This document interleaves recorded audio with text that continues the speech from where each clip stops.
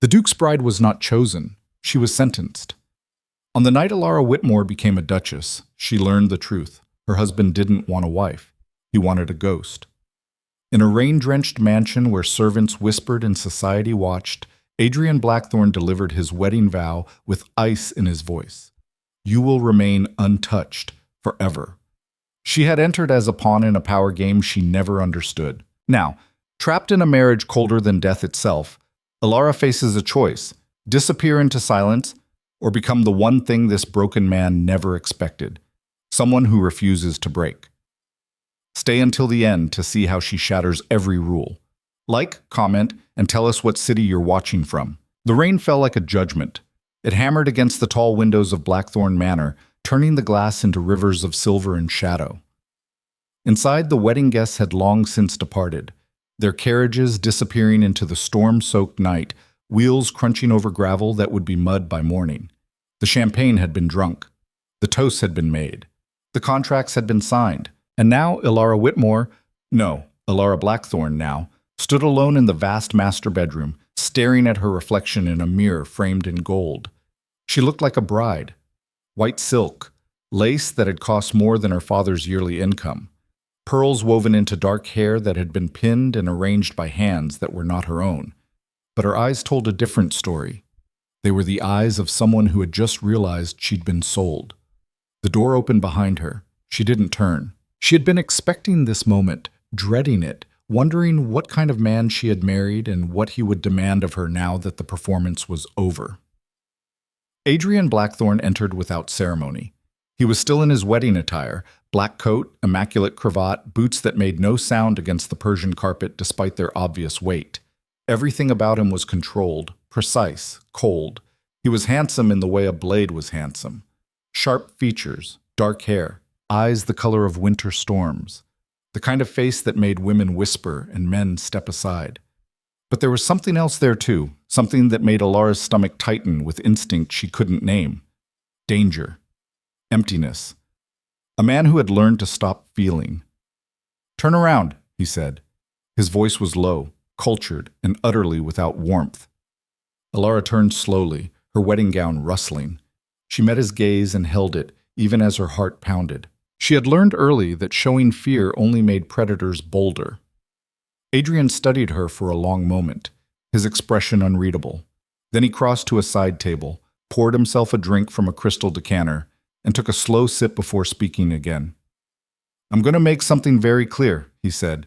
"This marriage is a contract, nothing more. You will have your own rooms. You will attend social functions at my side when required. You will present the appearance of a dutiful wife to society." He paused, his eyes never leaving hers. "But you will never enter my chambers uninvited. You will never ask questions about my business. And you will never, ever expect affection, intimacy, or anything resembling a true marriage from me." The words landed like stones dropping into dark water. Elara felt something crack inside her chest. Not her heart exactly, but the fragile hope she hadn't even realized she'd been carrying. The hope that maybe, somehow, this arrangement could become something bearable. "You will live here as my wife in name only," Adrian continued, his tone as casual as if he were discussing the weather. "Forever alone. Do you understand?" Elara's hands clenched in the silk of her gown. She wanted to scream, to throw something, to demand why. Why had he married her at all if this was all he intended? But she had been raised in a world where women's voices didn't matter, where daughters were currency and marriages were transactions. So instead she lifted her chin and gave him the only weapon she had left. "Perfectly," she said, her voice steady despite the trembling in her limbs. "Is there anything else, Your Grace?"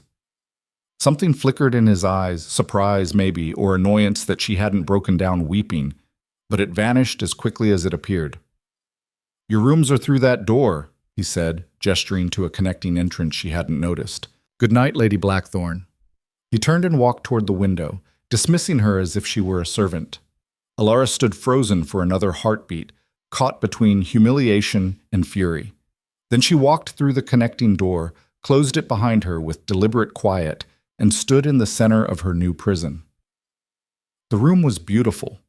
Wallpaper in shades of cream and gold, a four-poster bed with velvet curtains. A writing desk. A wardrobe already filled with gowns she hadn't chosen. Everything a duchess could want. Everything except a husband who saw her as human. Elara moved to the window and pressed her forehead against the cold glass. Outside, the storm raged. Lightning split the sky, illuminating the vast gardens and the iron gates that marked the boundary of the estate. This is my life now, she thought. A beautiful cage. And for the first time since the wedding, she let herself cry. The morning brought no relief. Elara woke to find a maid, a thin, nervous woman named Clara, laying out breakfast on a small table near the window. Tea, toast, fruit arranged on fine china, everything proper and cold. "Good morning, milady," Clara said, her eyes downcast. "His Grace has already departed for his offices in the city. He said you're to make yourself familiar with the house and grounds." Of course he did, Elara thought bitterly. He can't even be bothered to eat breakfast with his own wife. But she smiled at Clara and thanked her, because none of this was the maid's fault. Over the following weeks, Elara learned the rhythms of Blackthorn Manor. She learned that Adrian kept vampire hours, gone before dawn, returning after dark, eating alone in his study.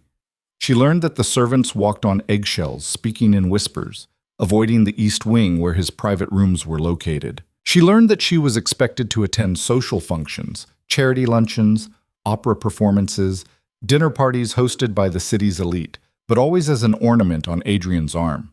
He would arrive precisely on time, offer his hand with mechanical courtesy, and stand beside her while she smiled and made conversation and pretended her marriage wasn't a mausoleum, and she learned that society watched her with hungry eyes.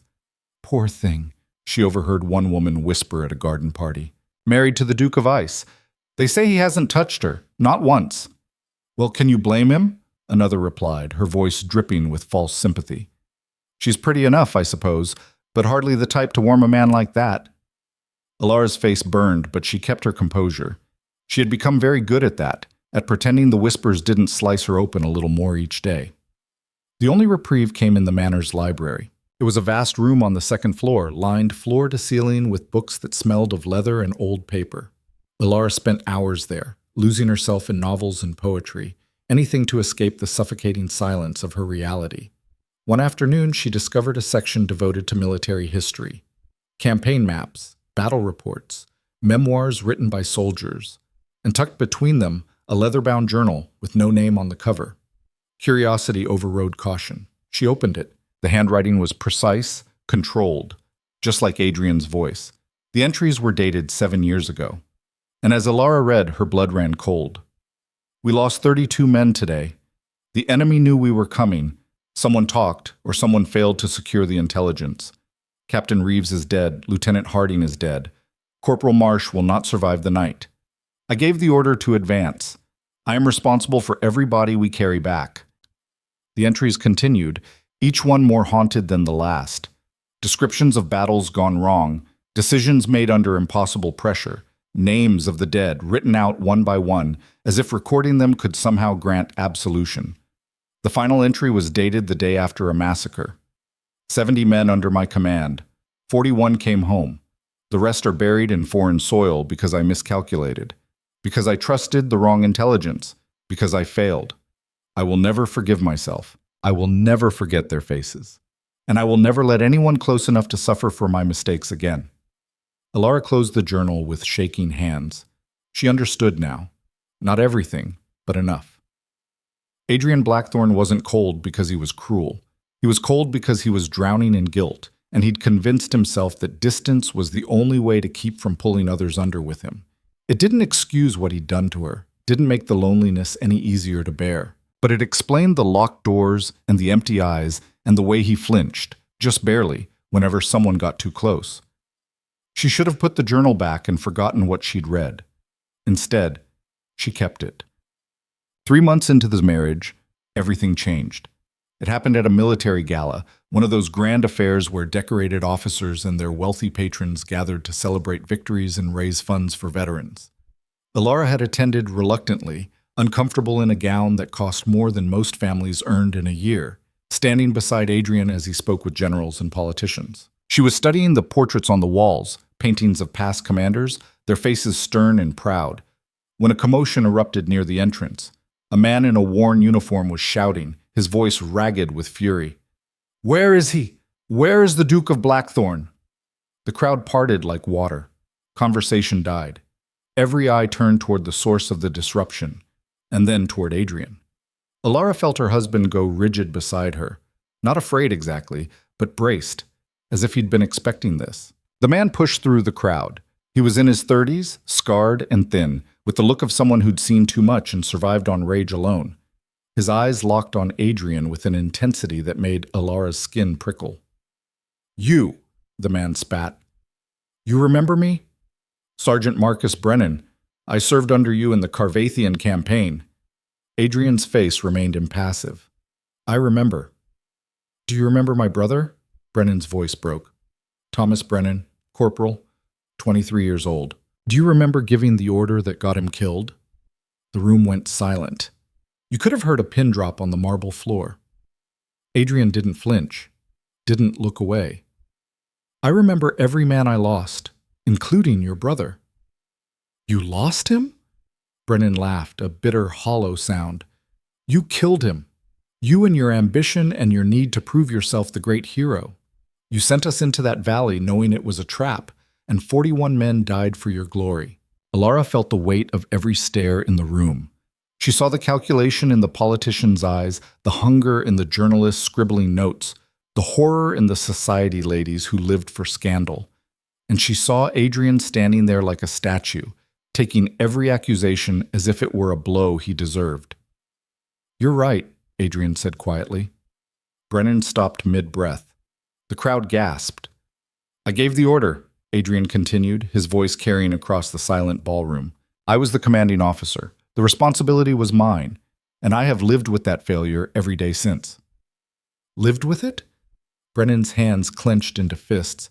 "You lived in a mansion. You married a duchess. You became one of the most powerful men in the country, while my brother is in the ground and my mother died of grief." "I know." "You don't know anything." Brennan lunged forward, and suddenly guards were there, grabbing his arms, dragging him back. "Let him speak," Adrian said sharply. The guards hesitated, then released Brennan, but remained close. Brennan stood there shaking, tears streaming down his scarred face. "I came here for answers. I came here for justice. But all I get is your cold, empty apology. You're not a hero. You're a coward who hides behind rank and money." He spat at Adrian's feet, then turned and shoved his way through the crowd, disappearing into the night. The ballroom erupted in whispers. Elara looked up at her husband. His face was still expressionless, but she could see the tremor in his jaw, the rigid control it took to keep from shattering. "Adrian," she said softly. "We're leaving," he said, and walked toward the exit without waiting to see if she followed. But the carriage ride back to the manor was silent. Adrian stared out the window at the rain-slicked streets, his hands gripped tight on his knees. Elara sat across from him, her mind racing. She thought of the journal, the names of the dead, the weight of command, the guilt that had hollowed him out. And she thought of Sergeant Brennan, broken by grief, lashing out at the only target he had. When they arrived home, Adrian disappeared into his study without a word. Elara stood in the foyer, listening to the sound of a door locking, and made a decision that would change everything. She went to her room, retrieved the journal, and walked to Adrian's study door. She knocked. No answer. She knocked again. "Adrian, it's Elara." "Go away." "No." Silence. Then the sound of footsteps. The door opened a crack, and Adrian looked down at her with eyes like winter storms. "I said go away." "I heard you the first time," Elara said calmly. "I'm not going anywhere. We need to talk." "There's nothing to talk about." "Yes, there is." She held up the journal. "I found this. I read it. I know what happened." Adrian went very still. Then he opened the door wider, his expression dangerous. "You had no right." "You're right, I didn't, but I did it anyway." Elara stepped past him into the study, forcing him to either close the door or let her in. He closed the door. The study was dark except for a dying fire in the hearth. Papers covered the desk, maps, reports, letters written in Adrian's precise hand. "You've been investigating," Elara said, setting the journal on the desk, "looking for proof that the intelligence was bad. That someone sabotaged the mission. Adrian's jaw tightened. How would you know that? Because you're not the kind of man who makes mistakes. And because the guilt is eating you alive. She turned to face him fully. That man tonight, Brennan, he's right to be angry. But he's wrong about you. You don't know what you're talking about. Then explain it to me, Elara said, her voice rising. Explain why you're so determined to carry this alone. Explain why you married me just to lock me out. Explain why you're so convinced that letting anyone close will destroy them. Because it will. Adrian's voice cracked like a whip. Everyone I've ever commanded, everyone I've ever cared about, they end up dead or broken. I won't do that to you too. You already are. Elara's hand shook. You think keeping me at arm's length is protecting me? You think this empty marriage is better than the truth? I'm dying in this house, Adrian. Every day, a little more. He stared at her as if seeing her for the first time. Why do you even care? He asked quietly. You didn't choose this marriage. You were forced into it just like I was. Why not take the money and the title and live your life in peace? Because I can't, Elara said. Because I see you drowning and I refuse to just stand on the shore and watch. The silence stretched between them, heavy with things unsaid. Finally, Adrian moved to the desk, poured 2 glasses of whiskey, and handed her one. His fingers brushed hers, the first time he'd touched her since their wedding night. The intelligence was sabotaged, he said, his voice raw. I've suspected it for years, but I can't prove it, and without proof, I'm just the officer who got 41 men killed. Then we find proof, Elara said. We? Yes. She took a sip of whiskey, welcoming the burn. You're not doing this alone anymore. Adrian looked at her for a long moment. Then slowly, something shifted in his eyes. Not warmth exactly, but the tiniest crack in the ice. You have no idea what you're walking into, he said. Then show me. And so he did. They stood side by side at the desk, and Adrian walked her through 7 years of investigation. Maps marked with troop movements, letters from survivors contradicting official reports, evidence of meetings between enemy forces and someone in the command structure. It was incomplete, fragmentary, but enough to paint a picture of betrayal.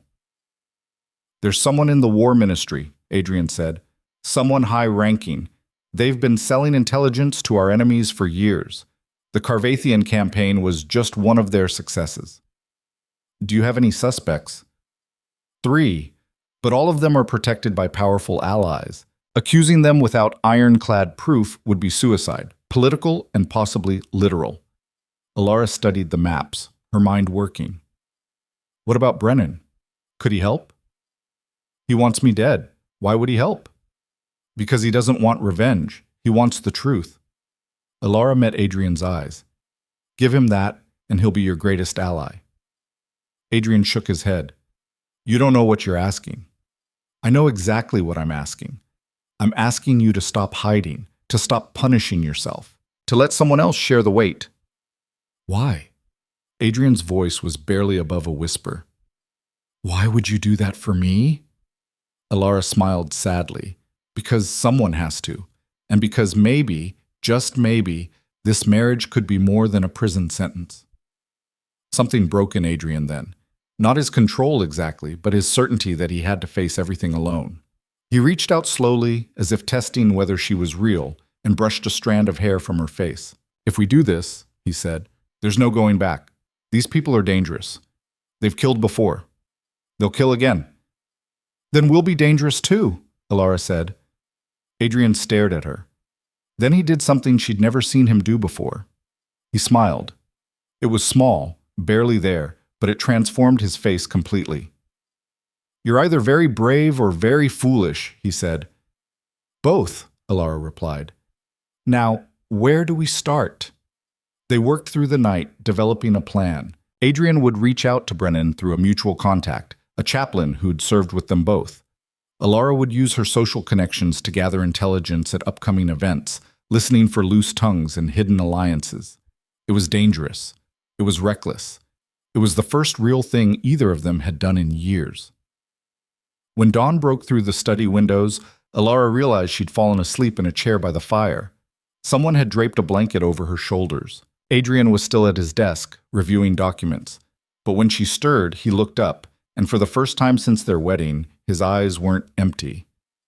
"Thank you," he said quietly.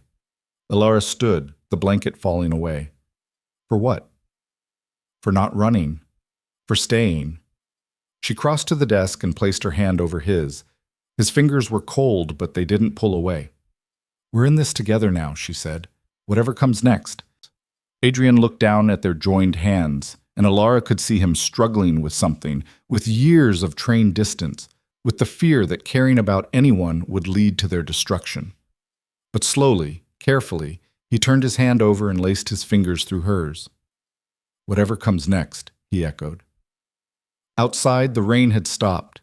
The city was waking, and for the first time in months, Elara felt something other than despair. She felt purpose, and maybe, just maybe, the first fragile thread of something that could become love. Over the following weeks, the marriage transformed, not into romance, not yet, but into partnership.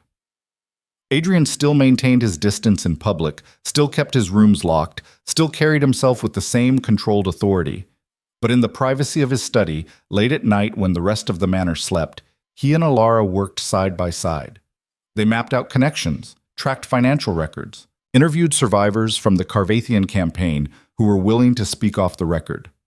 Slowly, painfully, they built a case. And Elara discovered that she was good at this, at reading people, at asking the right questions, at piecing together fragments into a coherent picture. Adrian had the military training and the strategic mind. She had the social intelligence and the ability to make people trust her.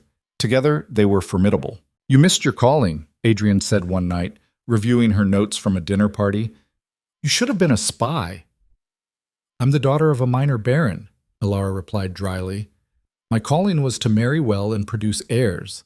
I exceeded expectations by marrying a duke. A cold, damaged duke who treats you like a colleague instead of a wife." Elara looked up from her work. The comment had been self-deprecating, but there was something vulnerable beneath it. "Do you regret marrying me?" Adrian set down the papers, his expression serious. "Every day." Her heart clenched. "Not because of you," he added quickly. "Because of what I've done to you. You deserved better than this." "Maybe," Elara said softly. "But I'm here now, and I wouldn't trade this, what we're building, for all the love matches in the world." Adrian stared at her across the desk. "You mean that?" "I do." He stood slowly, walked around the desk, and knelt beside her chair so they were eye level. It was such an unexpected gesture. This powerful man, literally bringing himself down to meet her gaze, that Elara's breath caught. "I don't know how to be a husband," Adrian said, his voice rough with honesty.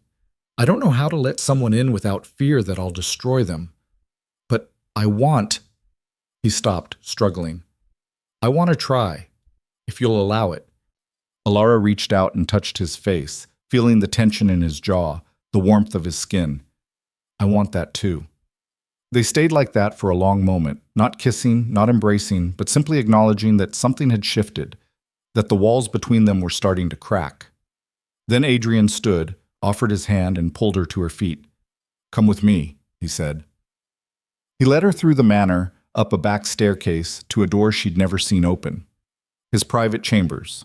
Elara's pulse quickened. Adrian unlocked the door and stepped aside, letting her enter first. The room was austere. A large bed, neatly made, a wardrobe, a desk covered in more papers. But what caught Elara's attention was the wall opposite the bed. It was covered in names, hundreds of them, written in Adrian's precise hand. Names of soldiers, dates of death. Some had notes beside them: brave, loyal, funny, saved 3 men, never complained, wrote poetry. Every man Adrian had lost, memorialized not on a monument, but here, in the privacy of his grief. "This is what I live with," Adrian said quietly behind her. "Every morning, every night. I wake up and see their names. I remember my failures." Elara's eyes burned with tears. She walked slowly along the wall, reading names, imagining the men behind them. Young men, brave men, men who had trusted Adrian to bring them home. "This isn't failure," she said, her voice thick. This is love. You've honored them, kept them alive in the only way you could. I've imprisoned myself with them. Yes. Elara turned to face him. And maybe it's time to set yourself free. Adrian shook his head. I don't know how. Then let me help you learn. She crossed the room, took his hands in hers, and looked up into his haunted eyes. You're not alone anymore, Adrian. Not in your guilt, not in your investigation, not in anything. I'm here, and I'm not leaving. Something broke in him then, truly broke, not just cracked. He pulled her into his arms, burying his face in her hair, and held on as if she were the only thing keeping him from drowning. Elara wrapped her arms around him, feeling the tremors running through his body, the years of grief and isolation finally finding release. They stood like that for a long time. No words. Just two people holding each other in the darkness, proving that neither was alone. When Adrian finally pulled back, his eyes were red, but clearer than she'd ever seen them. Stay, he said. Tonight. Just stay. Elara nodded. They lay down on the bed together, fully clothed, facing each other in the dim light. Adrian reached out and traced the line of her jaw with his fingertips, as if memorizing her features. I was wrong, he said. On our wedding night. When I said you'd be alone forever, I was the one who was alone. You were the first person brave enough to refuse to let me stay that way. Elara smiled through tears. I'm stubborn like that. Thank God you are. They fell asleep like that, hands clasped between them, breath mingling in the darkness. It wasn't passion, it wasn't romance, but it was intimacy, real, hard-won, terrifying intimacy. And when Elara woke in the morning, Adrian was still there, watching her with an expression she'd never seen before. Hope. The breakthrough came 2 weeks later. Elara was attending a charity luncheon at the home of Lady Margrave, one of the city's most prominent hostesses. It was the kind of event she'd once dreaded, full of false smiles and cutting remarks disguised as compliments. But now she moved through the crowd with purpose, listening more than talking, noting connections and alliances. It was during dessert that she overheard something crucial. Two women were talking in hushed tones near the terrace doors. Elara pretended to admire a painting while straining to hear. Heard that Colonel Ashford is nervous. The investigator is getting too close. What investigator? The Duke of Blackthorn, of course. Apparently he's been digging into old campaign records. Ashford's worried the Carvathian incident will be exposed. Elara's heart pounded. Colonel Ashford, one of Adrian's 3 suspects. Ashford should be careful, the other woman said. Blackthorn is ruthless when he wants something. True. Though I hear his little wife has been quite the distraction. Perhaps that slowed him down. They laughed, the sound sharp and cruel, then moved away. Elara forced herself to finish her tea, make pleasant goodbyes, and leave without rushing. But the moment she was in the carriage, she ordered the driver to take her straight to the War Ministry. Adrian was in a meeting with military officials. Elara sent in a note. Urgent. Need to speak immediately. 5 minutes later, Adrian emerged, concern etched on his face. What's wrong? Not here, Elara said, aware of watching eyes. The carriage. They climbed in, and the moment the door closed, Elara told him everything. Adrian's expression turned sharp, calculating. Ashford, I knew he was involved, but I couldn't prove it. If he's nervous, it means we're close. What do? We push harder, make him panic. People make mistakes when they panic. Adrian, if he's willing to kill, then we move before he does. Adrian took her hands, his grip firm. Elara, listen to me. This is going to get dangerous. I need you to trust me completely. Can you do that? She looked into his eyes and saw the man he'd been before. Guilt hollowed him out. A commander, a strategist, someone who understood war. I trust you, she said. Good. Adrian leaned forward and called to the driver. Blackthorn Manor, quickly. They spent the afternoon preparing. Adrian contacted Brennan through the chaplain, requesting a meeting. He sent coded messages to allies in the military and government. He assembled every piece of evidence they'd gathered, and he did something that shocked Elara. He burned his maps, his journals, everything that connected his investigation to the manor. Why, she asked, watching years of work turn to ash in the study fireplace. Because if Ashford comes after us, I won't give him the satisfaction of finding anything here. It's all in my head now, and in yours. What if something happens to us? Then we've arranged for copies to be released to the press and Parliament simultaneously. Ashford's finished either way. This is just insurance. Elara felt the weight of what they'd set in motion. This was no longer just seeking truth. This was war. That night, as they prepared for bed, in Adrian's room now, the connecting door had stayed open since that first night. Elara couldn't shake her unease. What if Brennan refuses to meet? She asked. What if he still wants you dead? Adrian, removing his coat, paused. Then we find another way. But I don't think he will. Men like Brennan don't want vengeance as much as they want meaning. Give them a purpose, and they'll fight for it. You sound like you understand him. I am him. Adrian turned to face her. If someone had hurt you the way I hurt his brother, I'd want blood too. The admission hung in the air between them. You really care, Elara said softly, about what happens to me. Adrian crossed to where she stood and cupped her face in his hands. More than I ever intended. More than is wise. You've become the most dangerous thing in my life, Elara Blackthorne. Why dangerous? Because now I have something to lose. He kissed her then, the first real kiss of their marriage. It was gentle at first, questioning, giving her every chance to pull away. But Elara had no intention of pulling away. She kissed him back with all the frustration and loneliness and fierce determination that had been building for months. She kissed him like a woman claiming what was hers. When they finally broke apart, both breathing hard, Adrian rested his forehead against hers. I don't deserve you, he whispered. Probably not, Elara agreed, making him laugh. An actual laugh, warm and surprised. But you're stuck with me anyway. They fell into bed together, and this time there was no hesitation, no distance. They came together with the desperate intensity of two people who'd been alone too long, who'd finally found someone who saw them completely and didn't look away. And afterward, lying tangled in sheets as moonlight streamed through the window, Adrian traced patterns on her bare shoulder and said the words that would carry them through everything to come. I love you.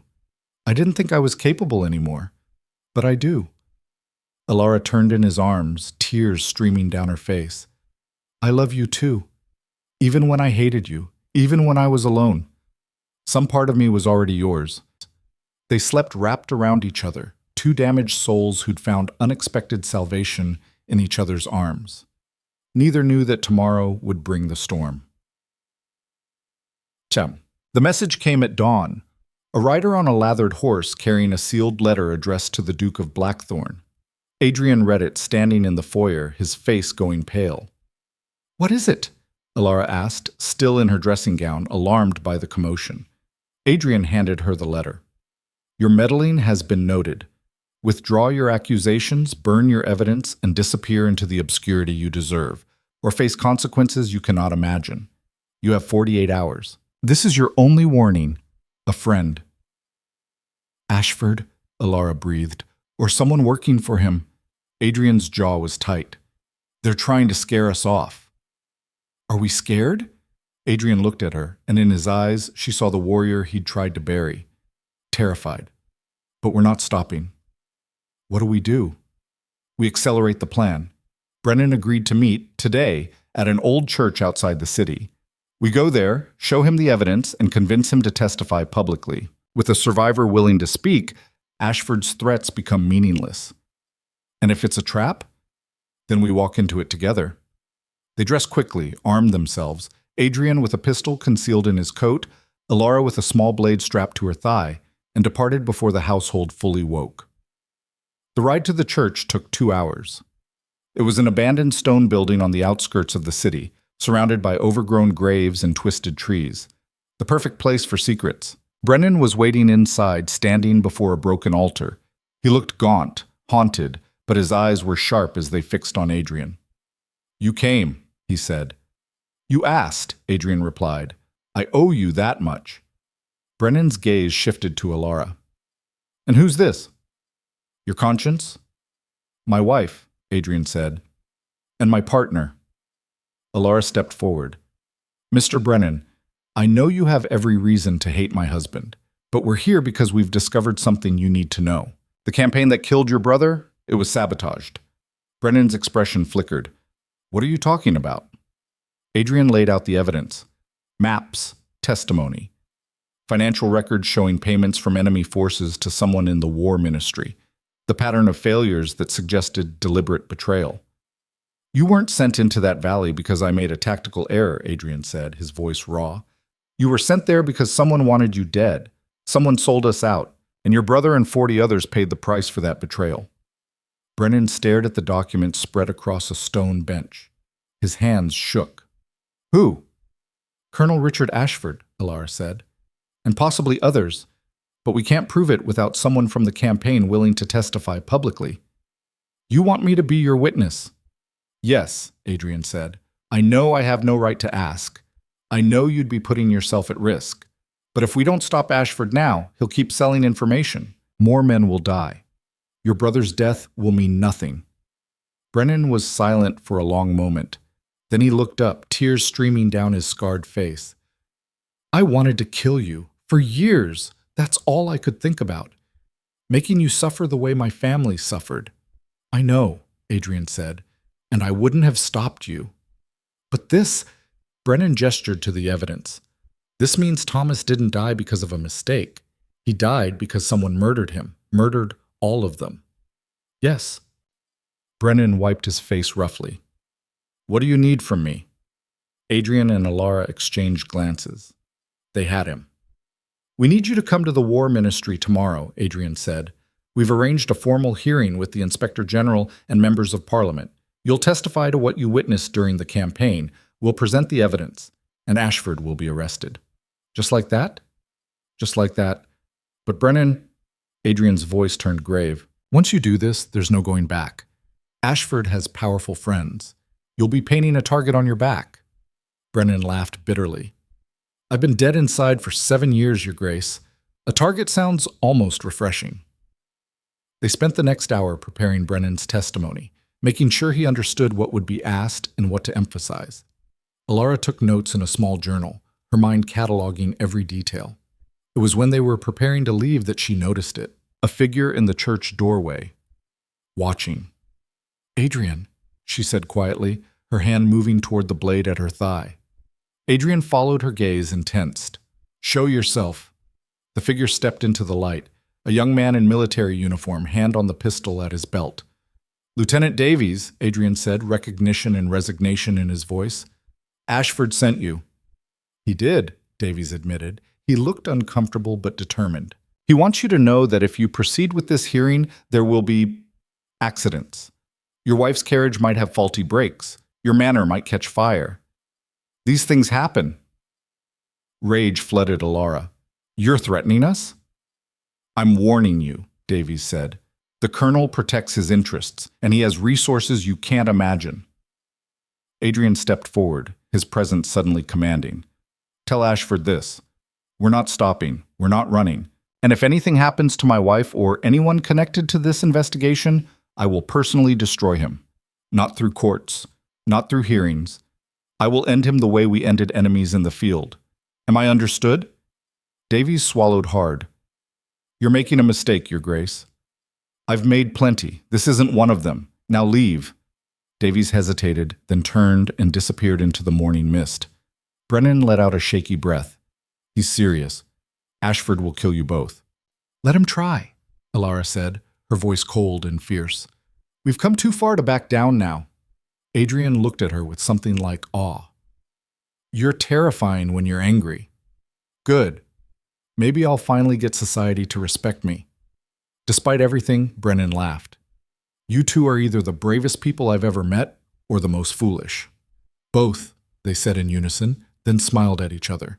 They made arrangements to move Brennan to a safe location until the hearing. Adrian would send guards he trusted personally. No one else could know where Brennan was staying. As they rode back to the city in their carriage, Elara leaned against Adrian, exhausted but exhilarated. I thought I married a cold, distant man, she murmured. Turns out I married a warrior. And I thought I married an ornament, Adrian replied, pressing a kiss to her hair. Turns out I married a general. We make quite a pair. The most dangerous kind. The rest of the day passed in a blur of preparation.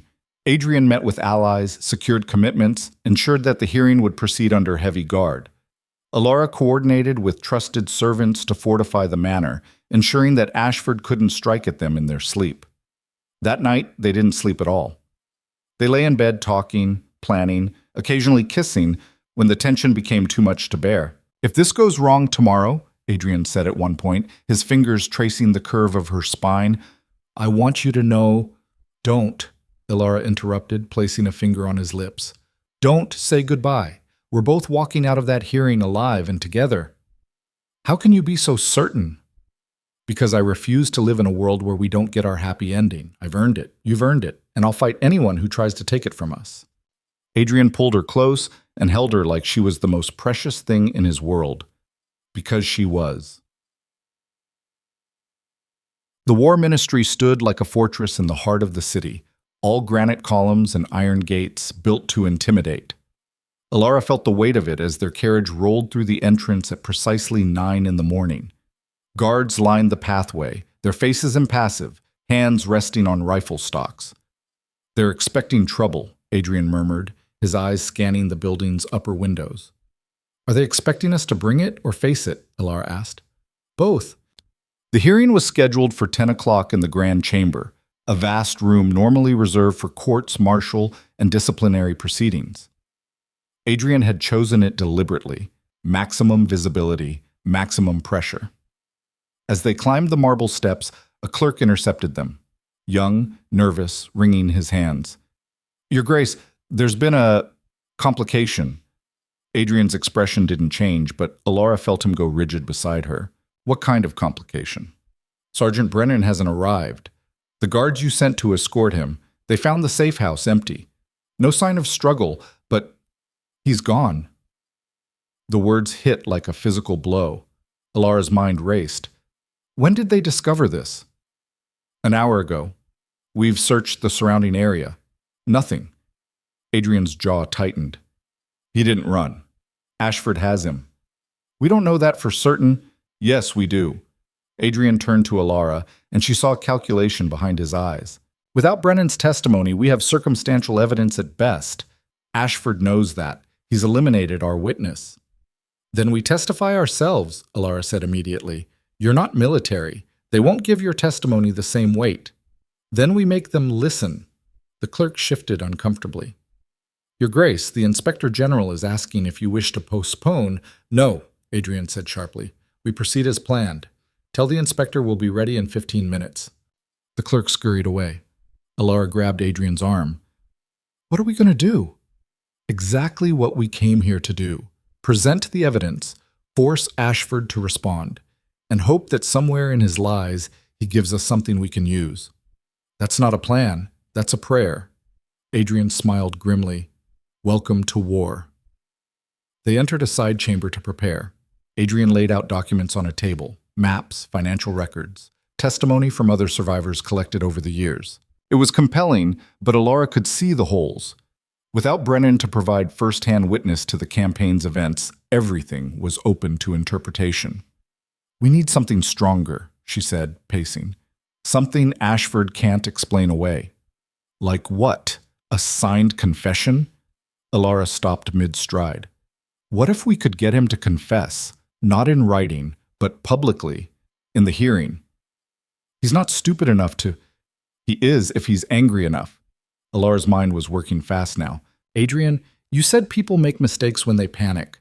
What if we don't just present evidence? What if we attack him personally, make him feel cornered, make him defend himself, make him reveal more than he intends?" Adrian studied her. "That's dangerous. If we accuse him without proof and he walks, we're finished, and he'll come after us with everything he has. He's already coming after us. We have nothing to lose. We have our lives to lose. Then we risk them." Elara moved to the table, gathering the documents. "You taught me that war isn't won by the side with the most evidence. It's won by the side willing to take the boldest action." Adrian looked at her for a long moment. Then he laughed, a short, sharp sound. "You're going to get us both killed, or we're going to change everything." He crossed to her, cupped her face, and kissed her hard. "If this is our last morning, I'm glad I spent it with you." It's not our last morning. It's our first real one. A knock at the door. Your Grace, they're ready for you. Adrian took a deep breath, straightened his coat, and offered Elara his arm. Ready? Always. They walked together into the grand chamber. The room was packed. Military officers in full dress uniform lined the walls. Members of Parliament occupied the front rows. Journalists crowded the back, pencils poised over notebooks. And at the center table, flanked by two aides, sat Colonel Richard Ashford. He was in his 50s, silver-haired and distinguished, with the kind of face that belonged on recruiting posters. Everything about him radiated authority and respectability. Looking at him, you'd never suspect he was a traitor. His eyes met Adrian's across the room, and Elara saw the calculation there. The confidence of a man who thought he'd already won. The Inspector General, a stern woman named Margaret Frost, called the chamber to order.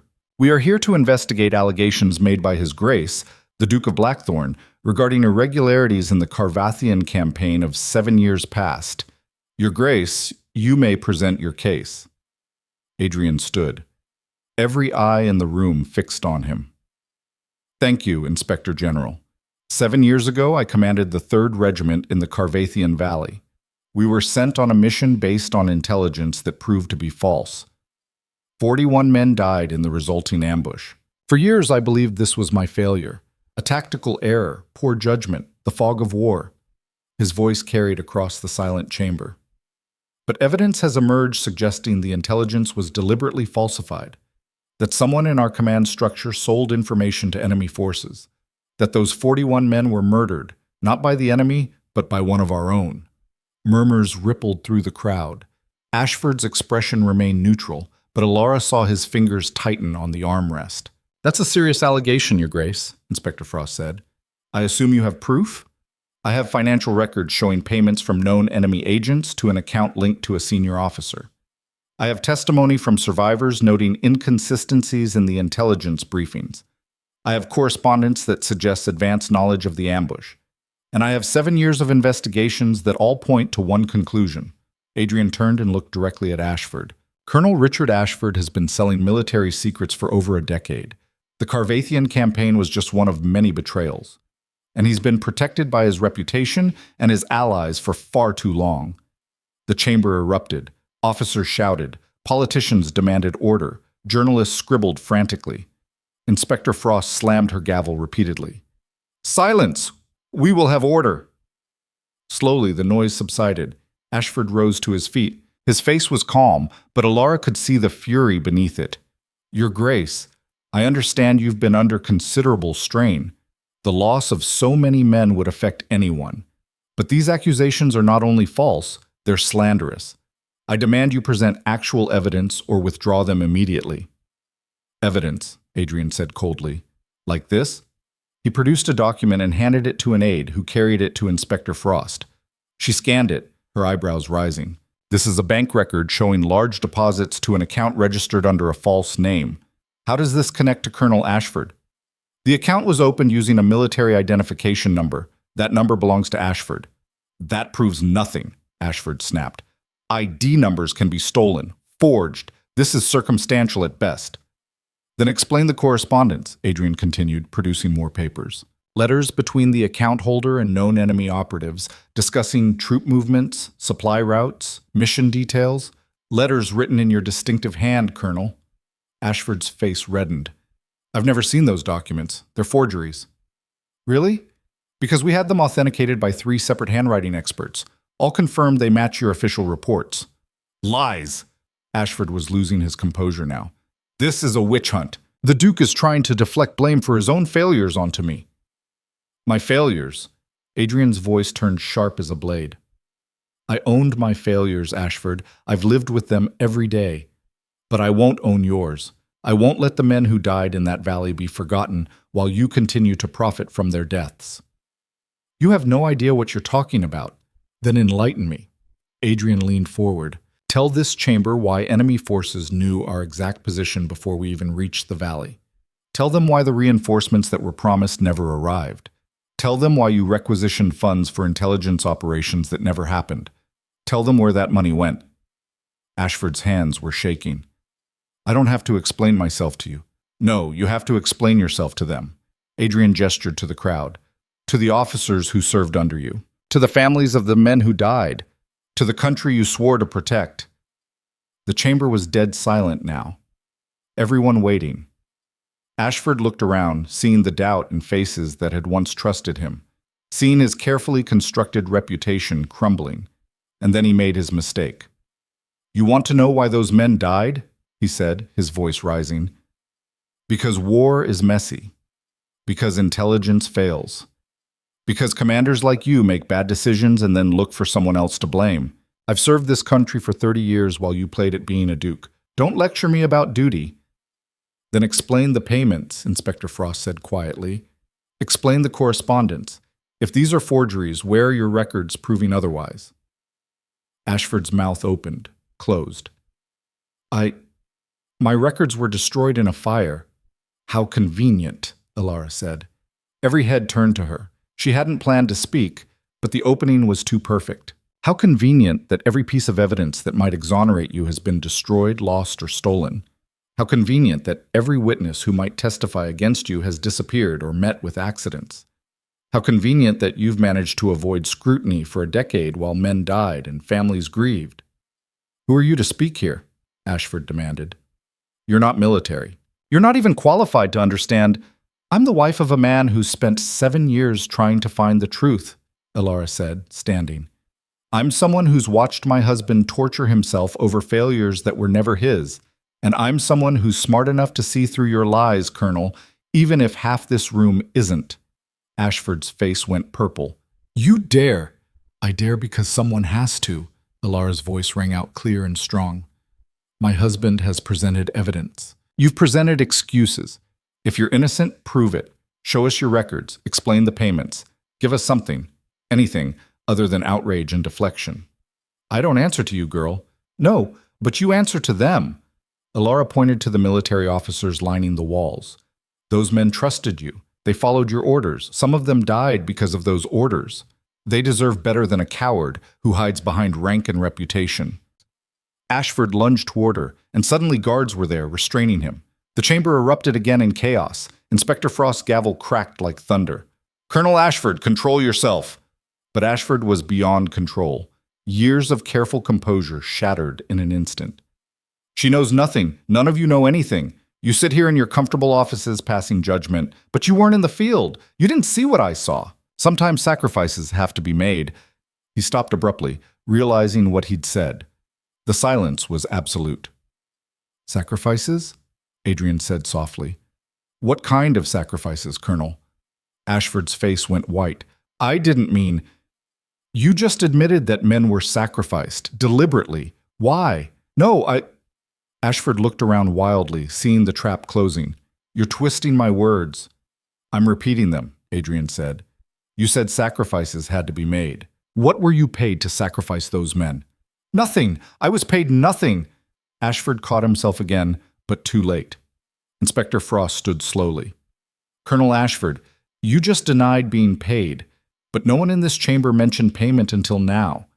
How did you know the Duke was accusing you of taking money? The trap snapped shut. Ashford stood there, mouth working, no sound coming out. Then his shoulders slumped. The fight drained out of him all at once. They were going to kill my son, he said quietly. The chamber went still. What? Inspector Frost said. Ashford sank into his chair, suddenly looking every one of his 50 years. My son, James. He was captured during a reconnaissance mission 8 months before the Carvathian campaign. The enemy. They contacted me. Said they'd execute him unless I provided intelligence. What was I supposed to do, let my boy die? You let 41 other men die instead, Adrian said, his voice hollow. I thought I could give them minor details, things that wouldn't matter, but they kept demanding more, threatening to kill James if I didn't comply. By the time the Carvathian mission came, I was in too deep. I couldn't stop. Your son, Elara said, something clicking in her mind. Where is he now? Ashford looked up, tears streaming down his face. Alive. They released him 6 years ago. He's in the countryside, married, has children. He doesn't know what I did to save him. And you've been taking payments ever since, Adrian said, because once you started, They owned you. Ashford nodded miserably. I'm sorry. I'm so sorry. I never wanted. I never thought. Inspector Frost's voice was ice.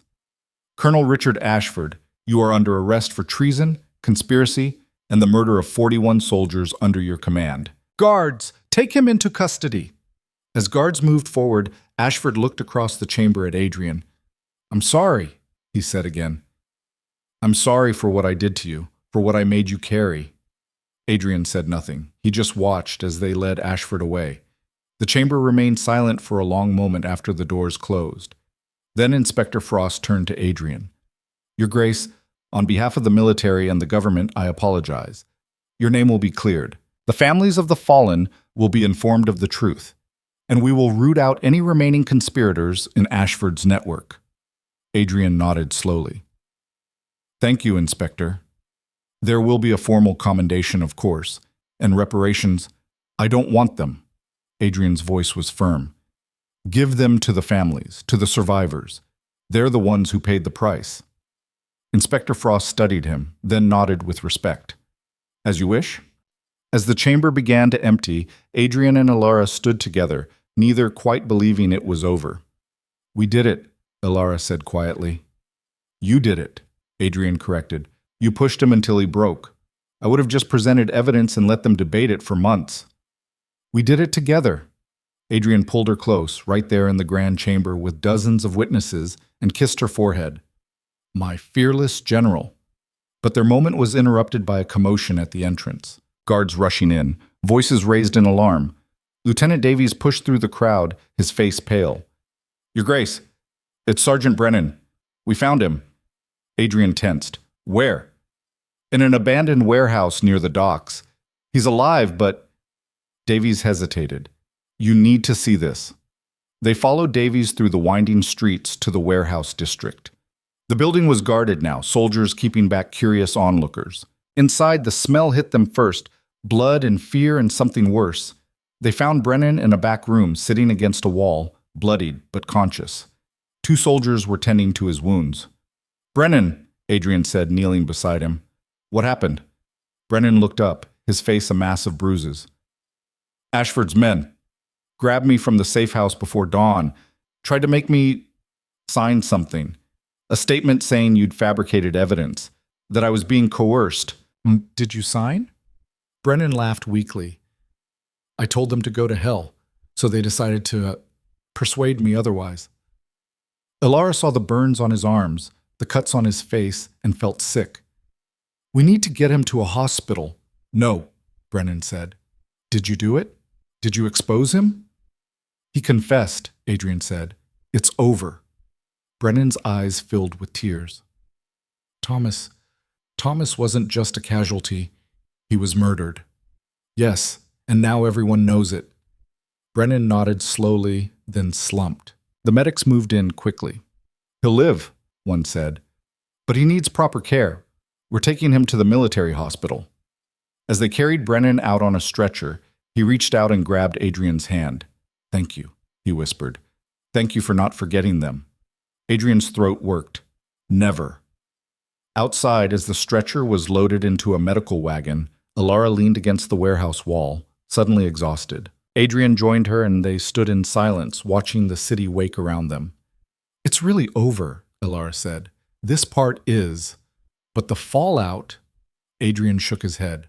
Ashford's network was extensive. The investigation will take months. There will be trials, scandals, politicians scrambling to distance themselves. Will we have to testify again? Probably. Good. Elara's voice was hard. I want to see every one of them face justice. Adrian looked at her with something like awe. When did you become so fierce? When I married a man who taught me that sometimes the only way to survive is to fight back. They rode back to the manor in companionable silence, both too drained for conversation. But as they pulled through the gates, Elara noticed something strange. The staff were lined up outside the entrance. All of them, footmen, maids, cooks, groundskeepers. They stood at attention as the carriage stopped. What's this? Adrian murmured. As they climbed down, the head butler stepped forward. Your Grace, Lady Blackthorn, we wanted you to know... We heard what happened at the war ministry. What you did. What you both did. The butler's voice trembled slightly. Many of us have family who served, brothers, fathers, sons. We've lived with not knowing why they died, how they died. You gave us answers, you gave us justice, and for that, he bowed deeply. Thank you. One by one, the staff bowed. Elara felt tears stinging her eyes. We're the ones who should thank you, Adrian said, his voice rough, for staying, for believing in us, even when we didn't deserve it. You've always deserved it, Your Grace, Clara said from the line of maids. You just needed to believe it yourself. As they walked into the manor, surrounded by staff who had become something like family, Elara realized something fundamental had changed. This wasn't a prison anymore. It was home, but their peace was short-lived. That evening, as they sat in the study reviewing documents for the next phase of the investigation, a messenger arrived. The seal was unfamiliar, not military, not government. Adrian opened it, read quickly, and went pale. What is it? Elara asked. It's from someone claiming to be part of Ashford's network. They say, he read aloud. The colonel was a small piece of a much larger operation. His confession will trigger a purge. Many will be arrested, but some of us remain free, and we don't forget those who cross us. You've made powerful enemies, Duke. We suggest you and your wife take a very long vacation, somewhere far from the city, somewhere safe. Elara's blood ran cold. Is that a threat or a warning? Both. Adrian set the letter down carefully. They're telling us we won, but the war isn't over. Then what do we do? Adrian was quiet for a long moment. Then he stood and walked to the window, looking out at the darkening gardens. We leave, he said. Not because we're afraid, but because the investigation will take time and there's nothing more we can do here. The Inspector General has everything she needs. Our testimony is recorded. And if these people are looking for targets... He turned to face her. I won't risk you, not for anything. Where would we go? I have an estate in the north, remote, defensible, far from the city and its politics. We could go there, wait out the storm, let the authorities handle the cleanup. Elara thought about it. Part of her wanted to stay, to see it through to the end, but she could see the exhaustion in Adrian's eyes, the weight of 7 years of guilt finally lifting but leaving him hollowed out. How long? She asked. A few months, maybe longer, until it's safe. And then? Then we come back. We rebuild. We live. Adrian crossed to her, took her hands. Elara, I know this isn't the life you imagined, running from shadows, hiding in the countryside.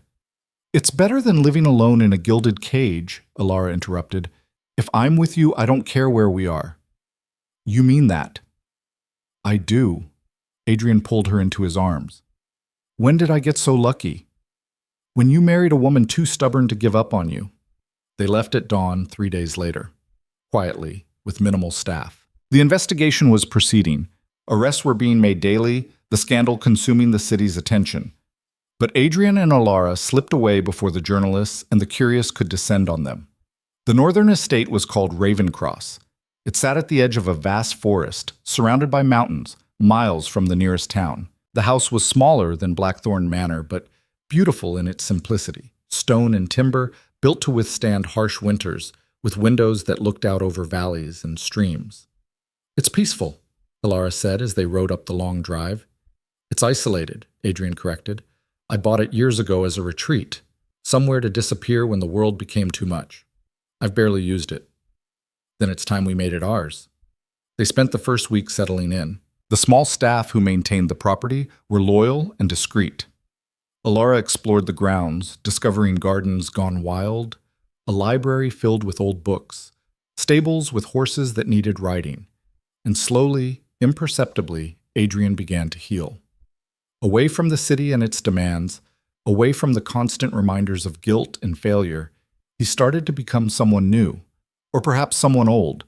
The man he'd been before war hollowed him out. He laughed more, smiled without forcing it, touched her freely without the hesitation that had marked their early days. One afternoon, they went riding through the forest trails. The autumn leaves were turning gold and red, the air crisp and clean. They stopped by a stream to let the horses drink, and Adrian helped Elara down from her saddle. "I want to show you something," he said. He led her up a narrow path to a clearing at the top of a hill. From there you could see for miles, forest and mountains and sky stretching forever. "This is where I came," Adrian said quietly, "after the Carvathian campaign, when I couldn't sleep, when the names on the wall weren't enough. I'd ride up here and just scream until my throat was raw and I had nothing left." Elara took his hand.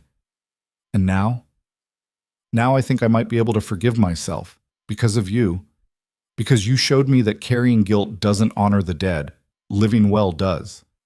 Then let's live well." He kissed her there, on the hilltop, with the world spread out beneath them.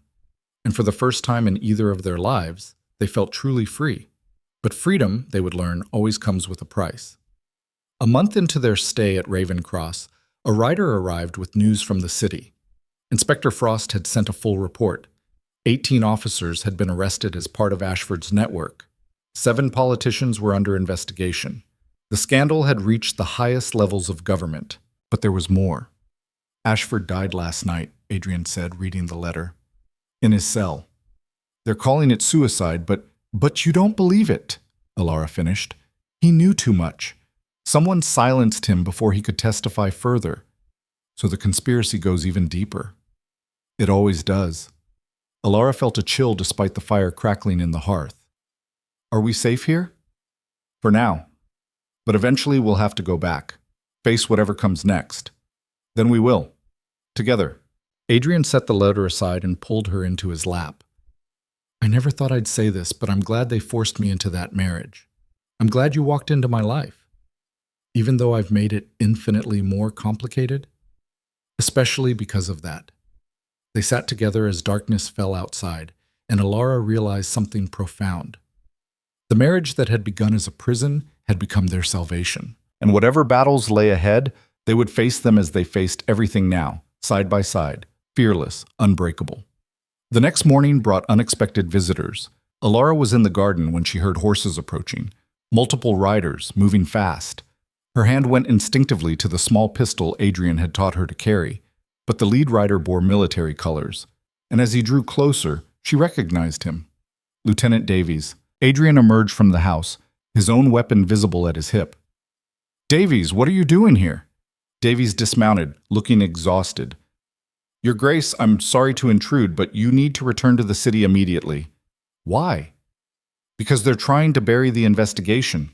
Politicians Ashford implicated are pushing back, claiming the evidence was fabricated, that the whole thing was a personal vendetta by you. And without Ashford to testify..." Davies shook his head. "Inspector Frost is fighting, but she's losing ground. They're threatening to dismiss her, suppress the findings, make the whole scandal disappear." Adrian's expression went cold. "They can't." "They can. They're calling for a parliamentary inquiry to investigate the investigation. It's politics at its ugliest, and they're winning." Elara felt fury rising in her chest. "After everything we uncovered? After Ashford's confession?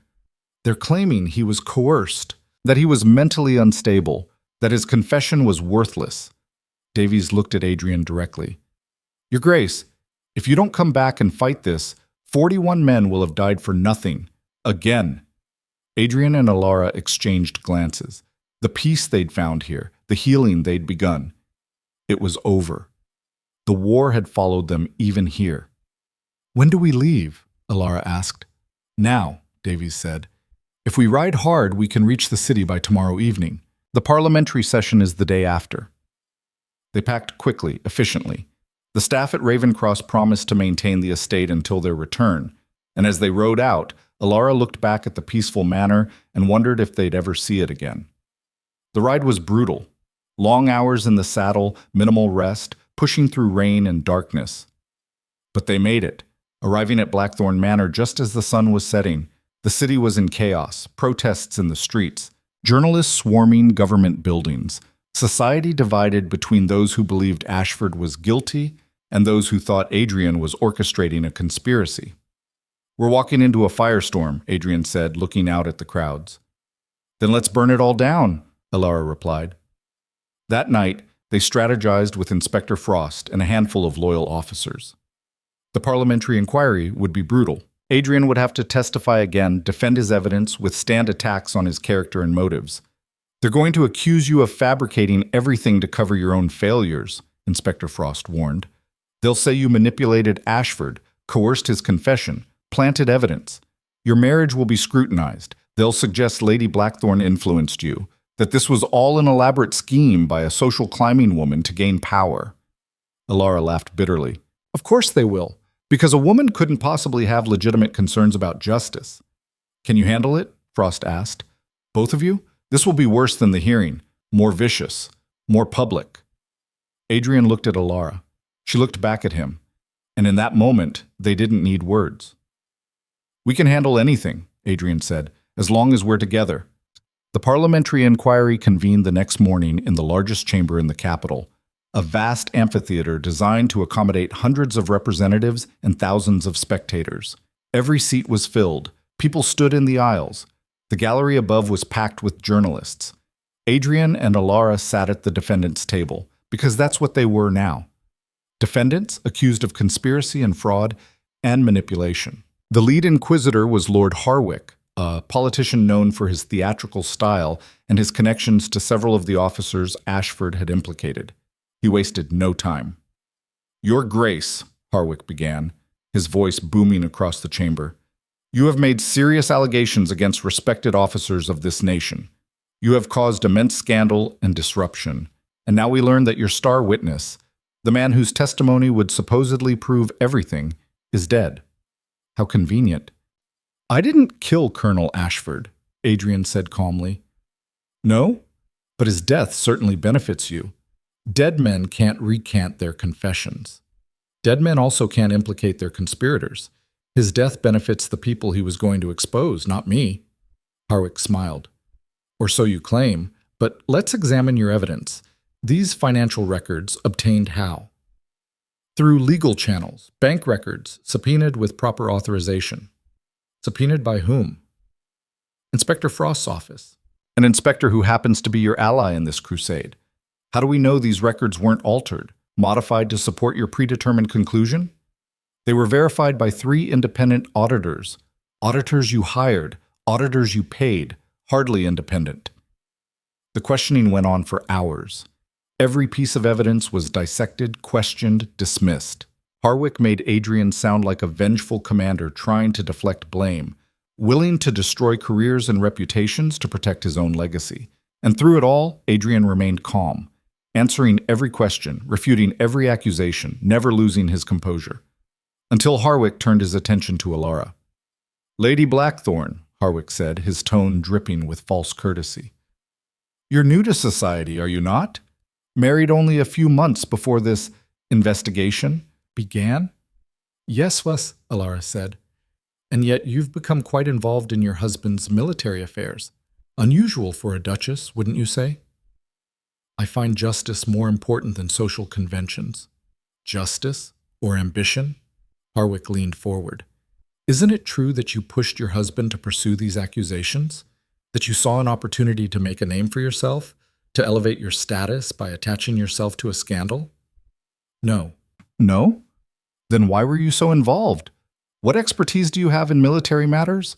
What qualifies you to judge the actions of decorated officers?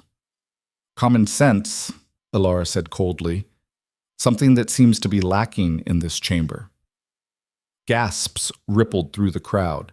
Harwick's face reddened. You dare! I dare because someone has to. Elara stood, her voice ringing out. You sit here and question my motives, my qualifications, my right to care about truth. But where were you when 41 men died? Where were you when their families grieved? Where were you when Colonel Ashford was selling secrets and getting soldiers killed? This is highly inappropriate. What's inappropriate is this farce of an inquiry. Elara's hands were shaking, but her voice was steady. You're not seeking truth. You're protecting your friends. You're more interested in preserving reputations than honoring the dead. Lady Blackthorne, sit down. I will not. Elara looked around the chamber, meeting the eyes of representatives, journalists, spectators. My husband has spent 7 years carrying guilt for men who died under his command. He didn't have to investigate. He didn't have to risk everything to find the truth. He could have stayed silent, protected his own reputation, lived comfortably with his guilt. But he chose justice, and I chose to stand with him. If that makes me ambitious, then I'll wear that accusation proudly." The chamber erupted in applause, not from the representatives, but from the gallery above. People standing, cheering, drowning out Harwick's attempts to restore order. And in that moment, Elara realized something. They hadn't just been fighting for Adrian's vindication or Ashford's exposure. They'd been fighting for everyone who'd ever been silenced, dismissed, told they didn't matter. The inquiry continued for 2 more days, but the tide had turned. Public opinion was overwhelmingly on their side. Journalists wrote blistering editorials about the politicians trying to suppress the truth. Veterans organized protests demanding the investigation continue. And finally, under mounting pressure, the inquiry concluded with a recommendation that the original findings stand. Ashford was guilty. His network would be dismantled. The families of the fallen would receive compensation and official apologies. It wasn't everything. Some of Ashford's conspirators would escape justice, protected by power and privilege. But it was enough. As Adrian and Elara left the chamber for the final time, reporters swarmed them. "Your Grace, how do you feel? Lady Blackthorne, what's next for you? Will you continue investigating?" Adrian raised a hand and silence fell. "We feel relief, not victory. 41 men are still dead and nothing will bring them back. But we have truth. And sometimes that's all you can ask for." "What about the threats?" a journalist called out. "There are rumors that Ashford's remaining allies have targeted you." "Let them try," Elara said. "We're not running anymore." They rode home through streets lined with cheering people. It felt surreal. This cold, distant duke and his unknown wife had somehow become symbols of justice, of refusing to back down. That night, alone in their chamber, Elara collapsed onto the bed. "Is it really over?" Adrian lay beside her, pulling her close. "This chapter is. But there will be more battles, more fights. That's life. I'm tired of fighting." "I know, so am I." He kissed her temple. "But we're good at it, and we have each other." Elara turned in his arms, looking up at him. "I love you. I don't say it enough, but I do." "I know. And I love you. More than I ever thought possible." They made love that night with the desperate intensity of people who'd almost lost everything, and afterward, wrapped in each other's arms, they made plans for a future that finally felt possible. But that future would have to wait, because at dawn, a messenger arrived with news that would change everything. Sergeant Brennan was missing again, and this time there was blood. The blood trail led from Brennan's hospital room to the service entrance, a path of crimson drops on white tile that told a story of violence and desperation. Adrian stood in the doorway, his face carved from stone, while Elara examined the overturned furniture and shattered glass. "2 guards dead," Inspector Frost said behind them, her voice tight. "Throats cut. Professional work. They got in and out without anyone seeing them." "Except Brennan," Elara said, pointing to bloody handprints on the wall. "He fought back. Or they made him fight." Adrian moved to the window, looking down at the alley 3 stories below. This wasn't a kidnapping. This was a message. "What kind of message?" Frost asked. "The kind that says the war isn't over." Adrian turned back, his eyes hard. "Ashford's network is still active, and they want us to know they can reach anyone, anywhere." A junior officer appeared in the doorway, breathless. "Your Grace, we found something in the alley. You need to see this." They followed him down, out into the cold morning air. Behind the hospital, tucked against the wall, was a piece of paper weighted down with a rock. Adrian picked it up, and Elara read over his shoulder. "The sergeant knows where the ledger is. We need him alive to find it. Stop looking, or the next body will be someone you actually love. You have 24 hours. "Ledger?" Frost said. "What ledger?" Adrian's jaw tightened. Ashford kept records. Names, dates, payments. Before he died, he told one of the guards that he'd hidden evidence, insurance, in case his partners turned on him. If that ledger exists and contains proof of who else was involved, then everyone on that list will do anything to destroy it, Elara finished, including killing Brennan to keep him silent. "Or torture him until he reveals the location," Adrian said grimly. "Either way, he's as good as dead." Frost looked between them. "So what do? We find him first, Adrian said, and we find that ledger. Your Grace, with respect, you're not investigators. You've already done more than anyone expected. Let my people handle this. Your people are compromised. Adrian's voice was flat. 2 guards with their throats cut in a secure hospital wing? Someone on the inside helped them get to Brennan. Someone who knew which room he was in, when the guard rotations happened, how to disable the alarms. This goes higher than Ashford. Frost's face went pale. You're suggesting someone in my office? I'm not suggesting. I'm stating a fact. Adrian handed her the note. You have a traitor, Inspector. And until we know who, we can't trust anyone in an official capacity. Then what do you propose? Elara spoke before Adrian could. We go back to Ravencross, publicly. Make a show of retreating, of being scared by the threats. Let them think we're running. Adrian looked at her sharply. What are you thinking? I'm thinking that if we disappear, they'll relax, focus on finding Brennan and the ledger, and while they're distracted, she met his eyes. We hunt them. Frost shook her head. That's insane. You're civilians. We're survivors, Elara interrupted. And we're the only ones who have nothing to lose and everything to prove. Adrian studied his wife, seeing the fierce determination that had first drawn him to her. It's dangerous. Everything we've done has been dangerous. This is different. These people are killers, professional, organized killers. Then we'll have to be better killers. The words hung in the cold air. Inspector Frost looked horrified, but Adrian smiled. That cold, sharp smile that made him look like the warrior he'd been before guilt broke him. All right, he said. We do this your way, but we do it smart. No rushing in, no heroics. We plan, we prepare, and we strike when they least expect it. They spent the day making arrangements.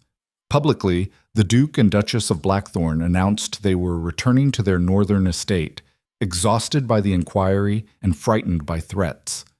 They were seen loading carriages, giving tearful goodbyes to staff, riding out through the city gates with a full escort. But the escort peeled away once they were in the countryside.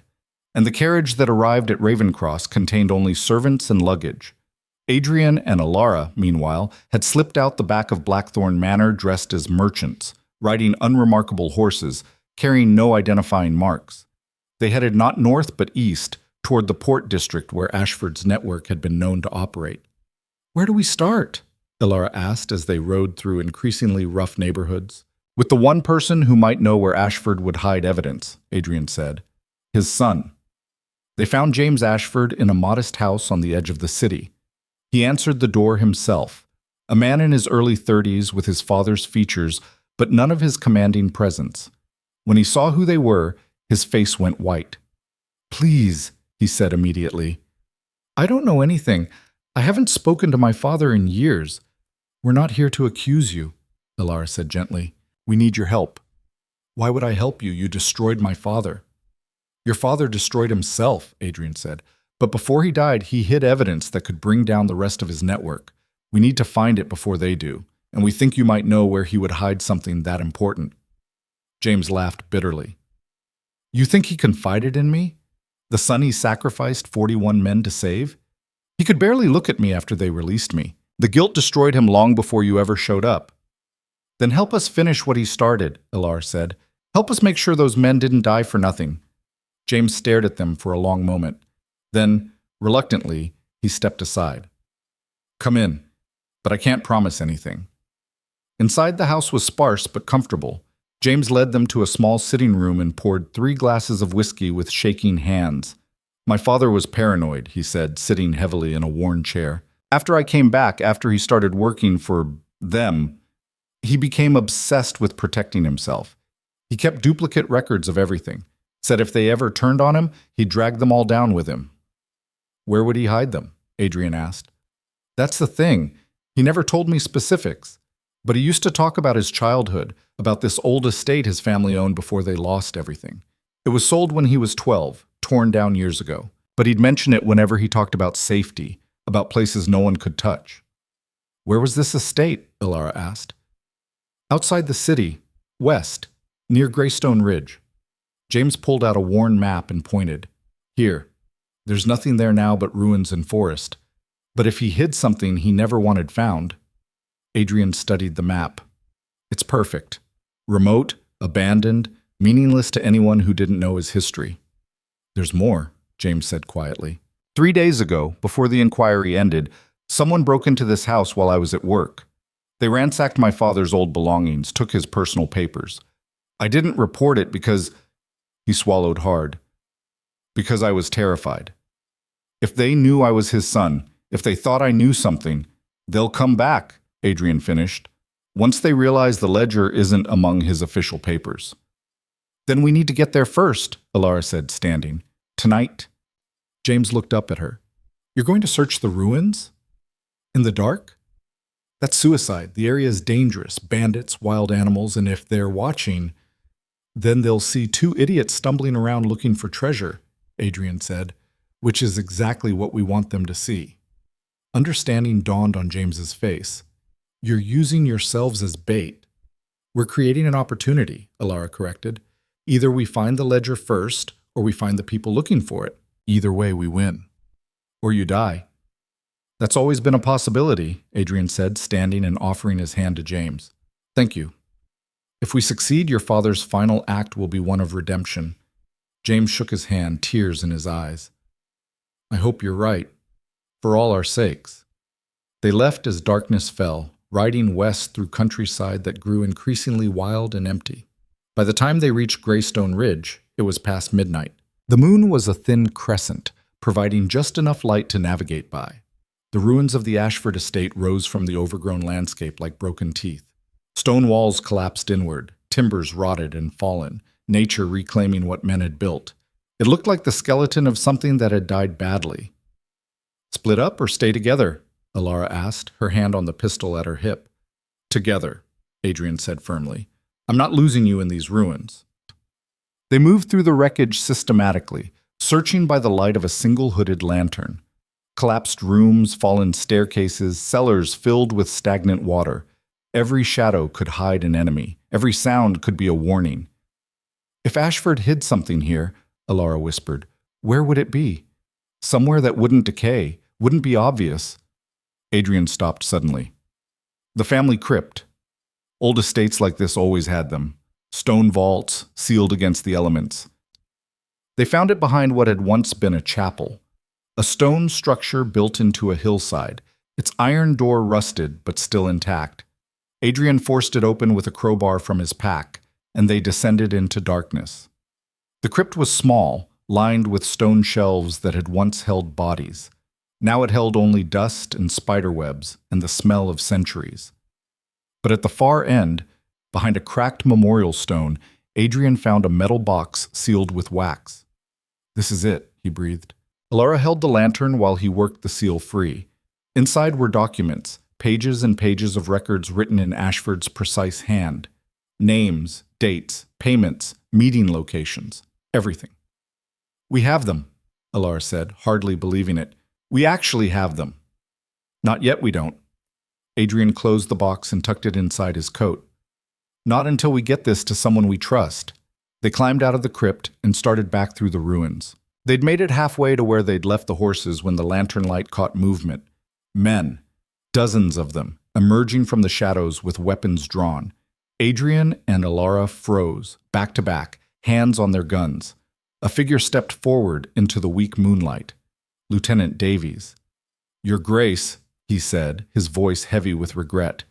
I really wish you'd stayed at Ravencross. Elara felt betrayal cut through her like a blade. You were the one who told them about Brennan. You helped them get into the hospital. I did what I had to do, Davies said. You don't understand the stakes. The people on that list, he gestured to the box hidden in Adrian's coat. They're not just officers and politicians. They're the people who actually run things. The ones who decide policy, who control resources, who make the real decisions. Cross them, and you don't just die. Everyone you love dies. Your family, your friends, everyone. So you sold out, Adrian said coldly. For what? Money? Safety? For my sister! Davies' voice cracked. They have my sister. Said if I didn't help them, they'd kill her. What was I supposed to do? You were supposed to do the right thing, Elara said. Instead, you helped them kill 2 guards. You helped them take Brennan. Brennan's already dead, Davies said flatly. They got what they needed from him and dumped his body in the river. I'm sorry. I truly am. But this ends now. Give me the ledger and I promise you'll be allowed to leave. Go back to your manor. Live your lives. Just let this go. Adrian laughed, a harsh sound. You think we can just walk away? After everything? You can if you want to live. We didn't come all this way to surrender, Davies sighed. Then you're both fools. He raised his hand and the men around them moved closer, weapons aimed. Last chance, Davies said. The ledger for your lives. Elara felt Adrian's body tense beside her, felt the decision forming before he spoke it. No, Adrian said simply. And everything happened at once. Adrian grabbed Elara and pulled her behind a collapsed wall as gunfire erupted. Bullets struck stone, sending fragments flying. Men shouted. Someone screamed. Run! Adrian yelled, firing his pistol blind over the wall. They ran through the ruins, using the broken landscape for cover. Behind them, pursuit crashed through rubble and darkness. Bullets whistled past their heads. Elara's heart hammered so hard she thought it would burst. They reached the horses and found them scattered, bridles cut. A deliberate move to trap them. The forest, Adrian said, grabbing her hand. We can lose them in there. They plunged into the trees as more gunfire followed. Branches whipped their faces. Roots tried to trip them. But they kept running, Adrian leading with the certainty of a man who'd learned survival in war. Behind them, the pursuit grew more distant. Either they were losing them or the men were spreading out, trying to cut off escape routes. Finally, Adrian pulled them to a stop in a small clearing. Both of them were gasping for breath, bleeding from a dozen small cuts. The ledger, Elara managed. Do you still have it? Adrian patted his coat. Still there. We need to get word to Inspector Frost, he said. Get this evidence to people we can trust. A gunshot cracked the night, and Adrian stumbled. For a moment, Elara didn't understand. Then she saw the blood spreading across his shoulder, saw him drop to one knee, and the world narrowed to a point of absolute horror. Adrian! She caught him as he fell, her hands pressing against the wound, feeling hot blood pulse between her fingers. Davies emerged from the trees, his pistol smoking. I'm sorry, he said, and he actually sounded like he meant it. But they were very clear. If you wouldn't give up the ledger willingly, I was to take it by force. Elara looked up at him, rage and grief warring in her chest. You shot him. I aimed for the shoulder. He'll live if you get him medical attention quickly. But first... Davies moved forward. The ledger. Now! Elara's hand closed on Adrian's pistol, lying in the grass where he'd dropped it. Come any closer, she said, her voice deadly calm. And I'll put a bullet between your eyes. Davies stopped. You don't want to do that. You have no idea what I want to do. They stared at each other across the clearing. Behind Davies, other men were crashing through the forest, getting closer. Elara's time was running out. Think, Davies said. You shoot me, they kill you both. Give me the ledger, I let you go. You can get him to a doctor. He survives. Everyone wins. Everyone except the people on that list, Elara said. The people who've been killing and betraying for years. The people who murdered Brennan and shot my husband and threaten innocent families to get what they want. The world is complicated.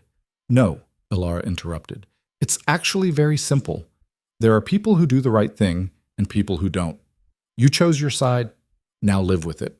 She fired. Not at Davies, at the lantern he was carrying. It shattered, oil spraying everywhere, igniting instantly. Davies screamed and dove away as flames engulfed the grass where he'd been standing. The fire spread fast in the dry undergrowth, creating a wall of heat and light between them and their pursuers. Can you walk? Elara asked Adrian urgently. I can try, he said through gritted teeth. She hauled him to his feet, his good arm around her shoulders, and they stumbled deeper into the forest. Behind them, men shouted as they fought the flames. Smoke billowed thick and acrid. They walked for what felt like hours. Adrian's weight grew heavier with each step, his breathing more labored. Blood soaked through the makeshift bandage Elara had tied around his shoulder. She knew if they didn't find help soon, he wouldn't make it. Dawn was breaking when they finally emerged from the forest onto a road. A farmer's cart was approaching, laden with produce for the city markets. "Please," Elara called out, stumbling into the road. "Please, help us. My husband's been shot."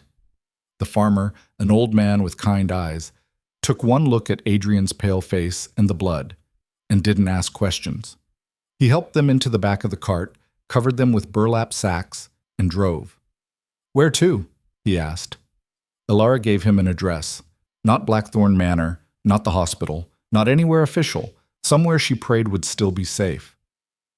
James Ashford's house. When they arrived, James took one look at them and went white. But to his credit, he didn't hesitate. He helped carry Adrian inside, sent his wife for a doctor he knew and trusted, and set about cleaning the wound. "It went through," James said, relief in his voice. "Missed the bone. He's lucky." "He's been shot," Elara said, her voice shaking now that the immediate crisis was past. "He's not lucky. He's alive. In this situation, that counts as lucky." The doctor arrived within the hour, an old battlefield surgeon who asked no questions and worked with efficient precision.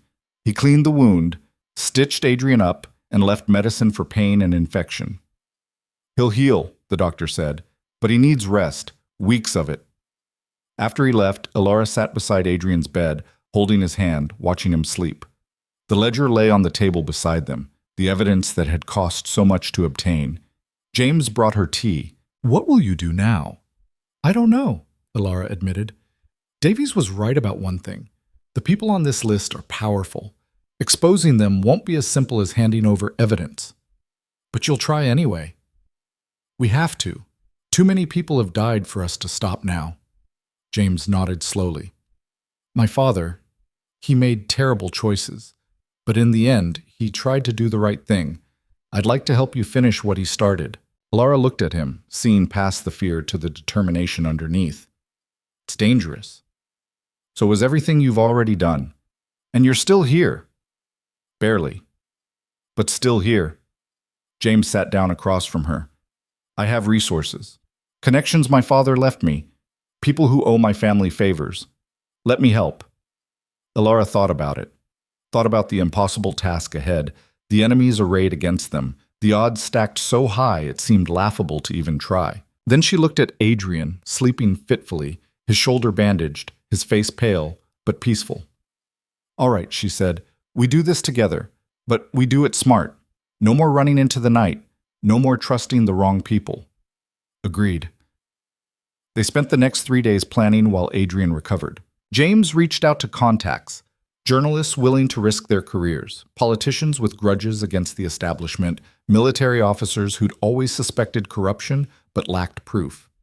And Elara studied the ledger, memorizing names and dates, building a picture of the conspiracy that went higher and deeper than anyone had imagined. Ashford had been just one tentacle of something much larger, a network that had been operating for decades, shaping policy, manipulating conflicts, profiting from war.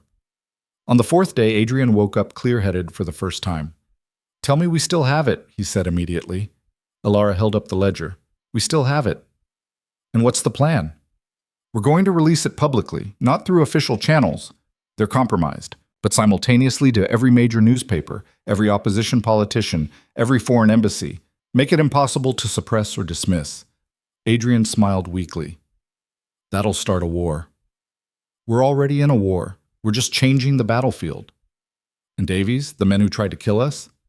"That's the interesting part," James said, entering with a tray of food. "I've been making inquiries. Davies' sister was released 2 days ago, quietly, with no fanfare. Which means either they decided she wasn't useful leverage anymore, or Davies completed his mission," Elara finished.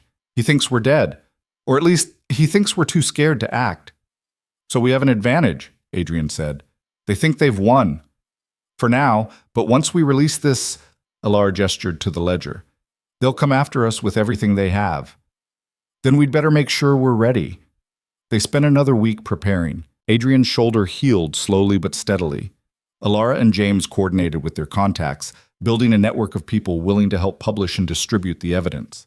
They made copies of everything, storing them in multiple secure locations, and they prepared for the worst. On the night they chose to release the ledger, Elara stood at the window of James's house, looking out at the city lights. Second thoughts? Adrian asked, coming up behind her. His arm was still in a sling, but he moved more easily now. 1,000 of them, Elara admitted. But we're doing this anyway. We could still disappear, take the ledger, go somewhere far away, live quietly. Could we? After everything we've seen and done? Could you really walk away? Adrian was quiet for a moment. Then he wrapped his good arm around her waist and pulled her close. No, I couldn't. But I needed to know you could if you wanted to. I don't want to. I want to finish this, together. Then let's finish it. At midnight, they sent the signals. Couriers delivered sealed packages to 24 newspapers. Letters went to politicians. Copies were deposited with foreign embassies. And a master copy was left with a lawyer with instructions to release it publicly if anything happened to them. By dawn, the city was in chaos. Duke exposes massive military conspiracy, screamed one headline. Decades of treason revealed, read another. Ashford Network reaches highest levels of government, declared a third. The evidence was irrefutable. Names, dates, payments, all laid out in Ashford's meticulous hand. Ministers resigned. Officers were arrested.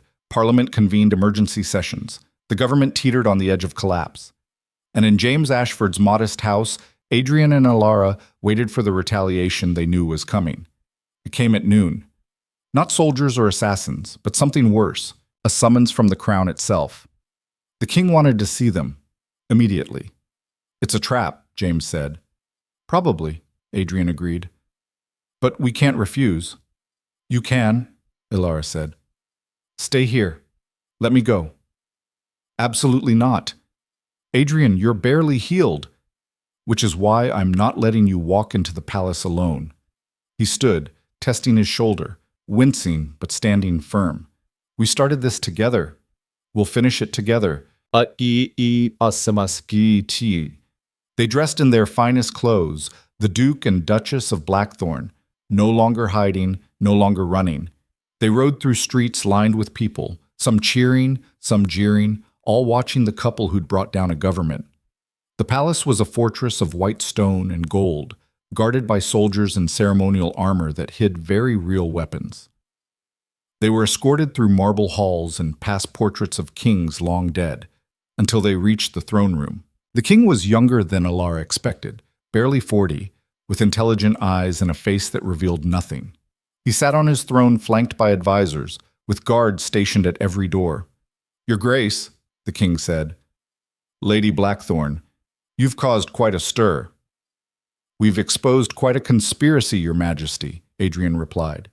Indeed, half my government wants you executed for treason. The other half wants you elevated to heroes. It's quite the dilemma. What do you want, Your Majesty? Elara asked. The king studied her. That's the question, isn't it? What I want versus what's necessary. Tell me, Lady Blackthorn, when you started down this path, did you have any idea where it would lead? No, Your Majesty, but we followed it anyway. Why?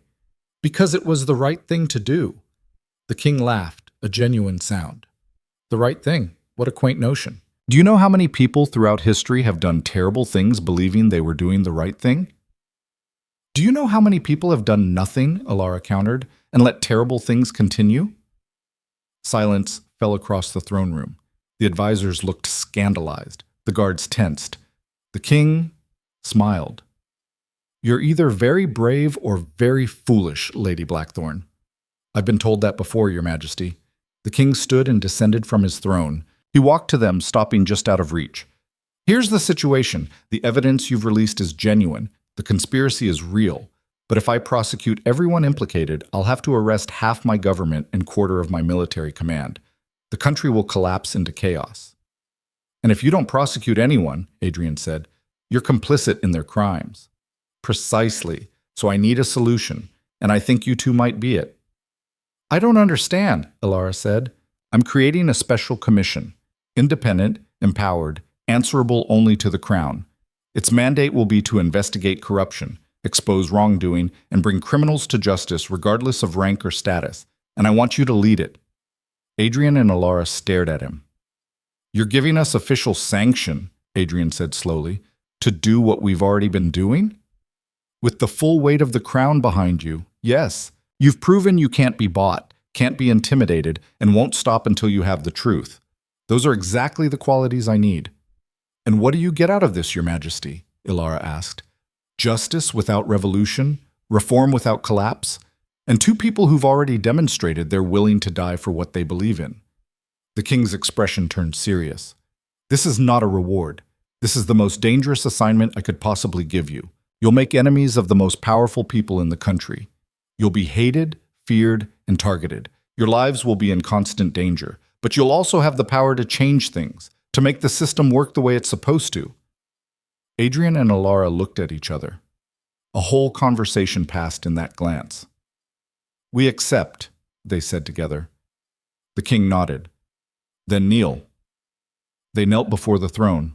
The king drew his sword, an ancient blade that had crowned and executed kings, and laid it gently on Adrian's good shoulder. I hereby appoint you, Adrian Blackthorne, Duke of Blackthorne, as Lord Commissioner of the Royal Commission on Integrity and Justice, and you, Elara Blackthorne, Duchess of Blackthorne, as Deputy Commissioner. You will serve with honor, courage, and unwavering dedication to truth. Rise. They rose, and in that moment, everything changed. They weren't fugitives anymore. They weren't victims or crusaders or rebels. They were officially sanctioned agents of change, with the power to reshape a corrupt system from within. As they left the palace, walking through crowds that now looked at them with a mixture of awe and fear, Elara felt the weight of what they'd taken on. We're going to make so many enemies, she said. We already have, Adrian replied. At least now we have the authority to fight back. This is going to be harder than anything we've done before. Probably, but we'll do it anyway. Why? Adrian stopped and turned to face her, taking her hands in his. Because we're good at impossible things. Because we're stronger together than apart. And because someone has to stand up and say that truth matters, justice matters, that the powerful shouldn't be above the law. That's a nice speech. I've been practicing. Elara laughed, feeling some of the tension drain away. What do we do first? We go home, we heal, we gather our strength. Adrian's expression turned determined. And then we start tearing down everything that's rotten, one piece at a time. They rode back to Blackthorne Manor through streets that felt different now. The city was the same, but their place in it had transformed. They were no longer outsiders fighting against the system. They were the system's conscience, its reckoning, its chance at redemption. That night, standing in Adrian's study, their study now, looking at the empty wall where the names of the dead had once been written, Elara felt a profound shift. You took them down, she said softly. I didn't need them anymore, Adrian replied. I'll always remember. But I don't need to punish myself every morning. What changed? You, us, this. He gestured around them. I spent years thinking I had to carry the guilt alone, but you taught me that honoring the dead means living fully, fighting for justice, making their sacrifice mean something. Elara moved to him, careful of his healing shoulder, and wrapped her arms around his waist. We're going to have a target on our backs for the rest of our lives. I know. People will hate us, fear us, try to kill us. I know. And I wouldn't want to face it with anyone else. Adrian tipped her chin up and kissed her, deep and slow and full of promise. Neither would I. They stood there in the quiet study, two people who'd been forced together by circumstance and forged into something unbreakable by adversity. The marriage that had begun as a prison had become a partnership. And now it was about to become something even more powerful, a force for change in a world that desperately needed it. But as they held each other in the darkness, neither noticed the figure watching from the shadows outside. A figure who'd survived the fire in the forest, who'd tracked them to the city, who'd watched them rise from victims to victors. Lieutenant Davies stood in the garden, his face scarred from burns, his eyes filled with cold determination. They'd humiliated him, cost him his position, made him look weak. And now they thought they'd won. But Davies knew something they didn't. The people on Ashford's list, the ones who'd managed to avoid exposure, who'd destroyed evidence before it could be used against them, they were regrouping, planning, preparing to strike back at the couple who'd dared to challenge them. And Davies was going to help them, not for money or loyalty or fear, for revenge. He turned and disappeared into the night, a ghost with a purpose, leaving the Duke and Duchess to their moment of peace. It would be their last. The first assassination attempt came 3 weeks after their appointment. Adrian was reviewing case files in his new office at the commission headquarters when the window exploded inward. Glass shattered across mahogany desks as a bullet buried itself in the wall inches from his head. He dropped instantly, muscle memory from his military days taking over, rolling behind the heavy desk as 2 more shots punched through the space where he'd been standing. Guards burst through the door within seconds, but the shooter was already gone. They found the rifle on a rooftop across the street, abandoned, untraceable. "Professional," the head of security said grimly, examining the weapon. "Military grade, someone with training." "Someone who wanted to send a message," Elara said, arriving breathless after being pulled from her own meeting. She knelt beside Adrian, checking him for injuries even though he insisted he was fine. "They could have killed you. They chose not to." "A warning shot," Adrian agreed, standing and brushing glass from his coat. "They want us scared." "Are we?" He looked at her, saw the fire in her eyes that matched his own. "Terrified. But we're not stopping." The second attempt was more subtle. Poison in Elara's tea during a diplomatic reception. She'd raised the cup to her lips when something made her hesitate. A smell, wrong, and bitter beneath the bergamot. She set it down carefully and excused herself, finding Adrian in the crowd.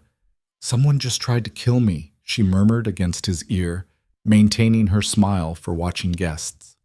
"Are you certain?" "The footman who served me isn't regular staff. I've memorized all their faces, and the tea smells like almonds." Cyanide.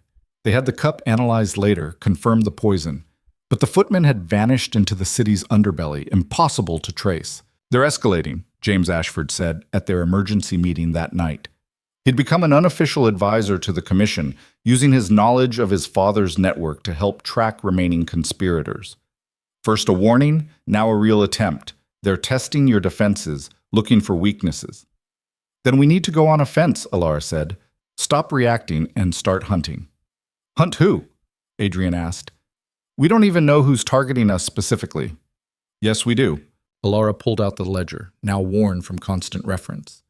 "These names, the ones who avoided prosecution because they destroyed evidence before we could act, they're the ones with everything to lose if we keep digging." She pointed to 3 names, circled in red ink. Lord Bancroft, Minister Holloway, General Sutherland, all implicated by Ashford but with no surviving evidence against them. All still in positions of power, and all with the resources to hire assassins. "So we investigate them," Adrian said. "Openly, officially. Let them know we're coming." "That's suicide," James protested. "They'll strike harder." "Good," Elara interrupted. "Let them. Every time they move against us, they expose themselves. Every assassin they hire, every scheme they attempt, it's evidence. We just have to survive long enough to collect it." Adrian studied his wife, seeing the strategist she'd become. The frightened girl who'd been forced into marriage was gone, replaced by a woman who'd learned to turn fear into fuel. "It's dangerous," he said. "Everything we do is dangerous. This way, at least we choose the battlefield." They chose Lord Bancroft first. He was the oldest, the most established, with a reputation built over 40 years of public service. He was also, according to Ashford's notes, the architect of the network, the man who'd originally organized the conspiracy and recruited others. The commission issued a formal notice of investigation. Within hours, Bancroft's lawyers were filing protests. Within a day, half of Parliament was demanding the commission be dissolved. Within a week, someone burned down the commission's secondary archive building. No one was killed, but decades of records were destroyed. "They're trying to cripple us," Adrian said, standing in the smoking ruins. "Destroy our ability to investigate." "They're panicking," Elara corrected. She held up a small metal box, soot-stained but intact. "We anticipated this. Everything important was copied and stored off-site. This building held duplicates and decoys." Adrian looked at the box, then at his wife. "You planned for them to burn our archives?" "I planned for them to try. The fire was inevitable. You can't threaten powerful people without them striking back. But now we know how they strike, and we have witnesses who saw the arsonist." The arsonist was caught 2 days later trying to flee the city. Under interrogation, facing execution for murder if even one person had died in the fire, he gave up his employer. Not Bancroft directly, but Bancroft's chief of staff, a man named Vincent Crane. The commission arrested Crane at dawn, in front of his family and neighbors. The scene was deliberately public, deliberately humiliating. Crane tried to protest, threatened lawsuits and political consequences, but Adrian's response was cold and clear. You hired a man to burn down a government building. That's not politics. That's treason. Crane broke within 3 hours of interrogation. He confessed to the arson, to bribing officials, to destroying evidence related to Ashford's network, and most damaging, he implicated Bancroft directly, providing documents that showed the Lord had ordered the destruction of commission records. Will it hold up? Elara asked, reviewing Crane's confession. It'll have to, Adrian said. We arrest Bancroft tomorrow, publicly, before he can destroy more evidence or flee. He'll fight. He has allies. Let them fight. We have the truth. They arrested Lord Bancroft in the middle of a parliamentary session. Adrian walked into the chamber flanked by commission guards, holding an arrest warrant signed by the king himself. The chamber erupted in chaos, some demanding Adrian be removed, others calling for order, everyone shouting at once. Bancroft stood at his seat, his face purple with rage. This is outrageous. I am a lord of parliament. You have no authority. I have the king's authority, Adrian said, his voice carrying across the chamber. And evidence of your crimes. You're under arrest for conspiracy, obstruction of justice, and treason. You can come peacefully or be dragged out. Choose. For a moment it seemed Bancroft might actually fight. His supporters were moving to block the guards, voices rising in protest. Violence seemed inevitable. Then Elara entered the chamber. She shouldn't have been there. Women weren't permitted on the parliament floor during sessions. But she walked in anyway, carrying a stack of documents, every eye turning to her in shock. My lords, she said, her voice calm and clear. I apologize for the intrusion, but I thought you might want to see the evidence before you rushed to Lord Bancroft's defense. She distributed the documents, copies of Crane's confession, financial records showing payments from Bancroft to known criminals, correspondence discussing the destruction of evidence. One by one, Bancroft's supporters went silent as they read. This is fabricated, Bancroft tried, but his voice had lost its power. She's lying. I'm not the one who ordered government buildings burned, Elara said. I'm not the one who sold military secrets. I'm not the one who betrayed my country for profit. That was you, Lord Bancroft. And now everyone knows it. The silence that followed was absolute. Then, from the back of the chamber, someone began to applaud. Slowly at first, then others joined. Not everyone. Many sat stone-faced, calculating how this would affect their own positions. But enough to make it clear, the tide had turned. Bancroft was led away in chains. His arrest made front-page news across the country. And suddenly, the narrative shifted. The Duke and Duchess weren't reckless crusaders anymore. They were legitimate reformers, backed by the crown, supported by law, taking down criminals regardless of rank or status. We're winning, James said at their meeting that night, spreading newspapers across the table.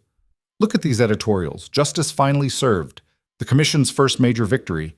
Bancroft's fall shows no one is above the law. Don't celebrate yet, Adrian warned. Bancroft was one name. We still have Holloway and Sutherland, and whoever's been trying to kill us. About that, Elara said slowly. She'd been quiet during the meeting, studying her own set of documents. I think I know who's been coordinating the attacks. Everyone looked at her. Davies, she said. Lieutenant Davies. He disappeared after the forest incident. Everyone assumed he fled the country, but what if he didn't? What if he's been here the whole time, working for the remaining conspirators? That's speculation, Adrian said, but his expression suggested he was considering it. Is it? The attempt started exactly 3 weeks after our appointment. Enough time for someone to assess our security, plan attacks, recruit help. The shooting was military precision. The poison was accessed through someone with knowledge of the palace staff rotations. Davies has both the skills and the connections. James leaned forward. If you're right, he's the key. Find Davies, we find everyone he's working with. How do we find a trained soldier who doesn't want to be found? Adrian asked. Elara smiled. That fierce expression Adrian had learned meant she had a plan. We make him come to us. We give him something he can't resist. Like what? Like me. The room erupted in protests. Adrian was on his feet immediately. Absolutely not. You are not using yourself as bait. We don't have a choice, Elara said firmly. Davies blames us for destroying his career, probably thinks we're responsible for whatever happened to his sister afterward. He wants revenge, so we give him an opportunity. A public event, me without heavy security, and apparent vulnerability. No, I forbid it. You can't forbid me anything, Elara said, standing to face him. I'm not your property, Adrian. I'm your partner, your equal, and this is the best plan we have. It's suicide. It's strategy. Davies is emotional, vengeful. He'll make mistakes if he thinks he has a clear shot at me, and when he does, we'll be ready. They argued for another hour, but ultimately, Elara's logic won. Adrian hated it, every instinct screaming to protect her, but he couldn't deny she was right. They planned it carefully. A charity gala at the Opera House, Elara attending to give a speech about the commission's work. Adrian would be visibly absent, called away on urgent business, leaving his wife apparently vulnerable. Security would be present but subtle, ready to respond but not obvious enough to scare Davies away.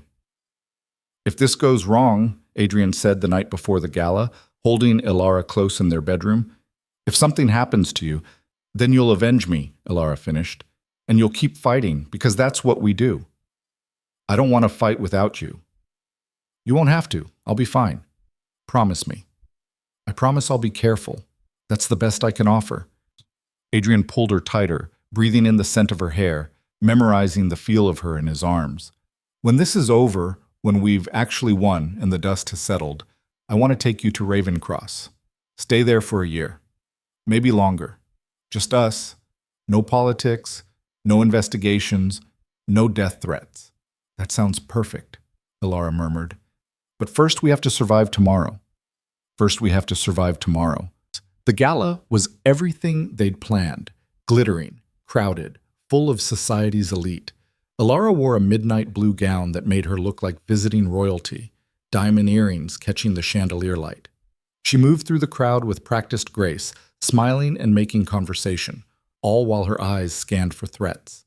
Adrian watched from a building across the street, hidden in shadows, a rifle in his hands and fury in his heart.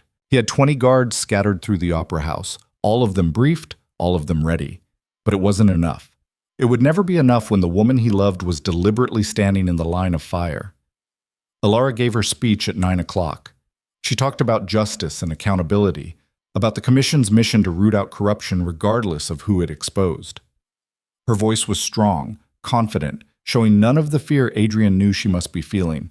The crowd applauded. She smiled and descended from the stage, accepting congratulations and questions from the assembled guests. That's when Adrian saw him. Davies was in the balcony, dressed as a member of the orchestra, partially hidden behind a pillar. He had a pistol concealed in his jacket. Adrian could see the bulge even from his position across the street. Target acquired, Adrian said into the small speaking tube connected to his guards below. Balcony, north side, dressed as a musician. Move to intercept, but do not alert him. I want him alive. He watched his guards begin to converge, subtle movements through the crowd. Davies hadn't noticed yet, his attention fixed on Elara with an intensity that made Adrian's blood run cold. Elara was moving toward the refreshment table, making herself even more exposed, drawing Davies' attention exactly where they wanted it. Davies' hand moved toward his jacket. Now, Adrian said sharply. But Davies was faster than they'd anticipated.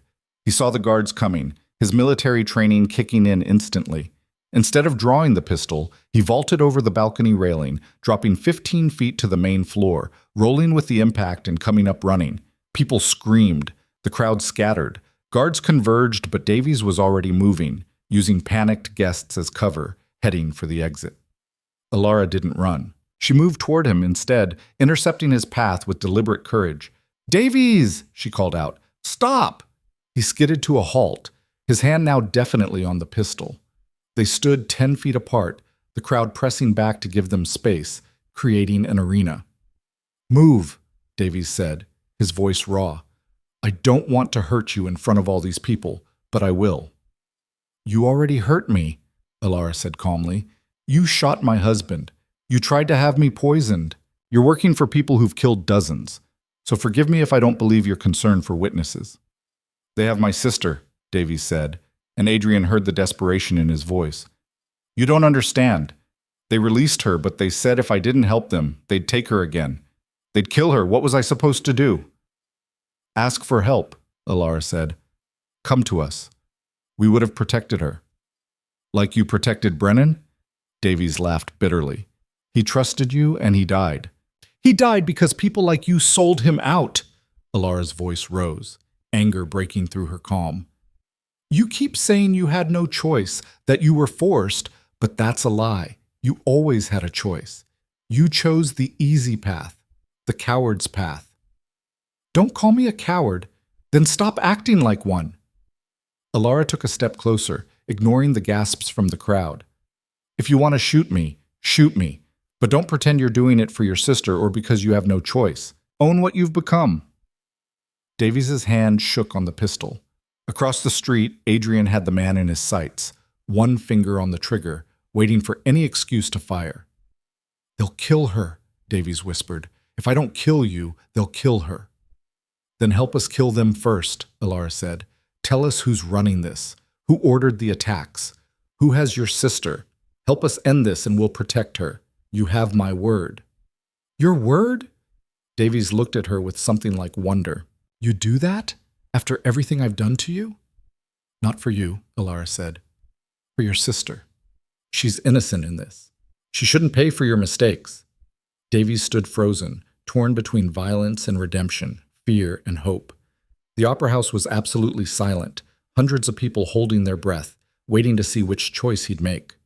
Finally, slowly, Davies removed his hand from the pistol and raised both hands in surrender. Holloway, he said. Minister Holloway is running everything now. Sutherland is involved, but Holloway's the leader, and he has my sister in a safe house outside the city. I can take you there. Guards moved in immediately, securing Davies, but Adrian was already moving. He raced down from his position, through the streets, bursting into the opera house and pushing through the crowd until he reached Elara. She turned and fell into his arms, the brave facade finally cracking, her whole body shaking with reaction. I've got you, Adrian murmured, holding her tight. You were magnificent, terrifying and magnificent. I thought he was going to shoot me, she whispered. I really thought, but he didn't. You won. You got him to surrender without a single shot fired. They stood there in the middle of the opera house, surrounded by society's elite and commission guards, and probably half the journalists in the city, and Adrian didn't care who saw him kiss his wife like she was the only thing in the world that mattered.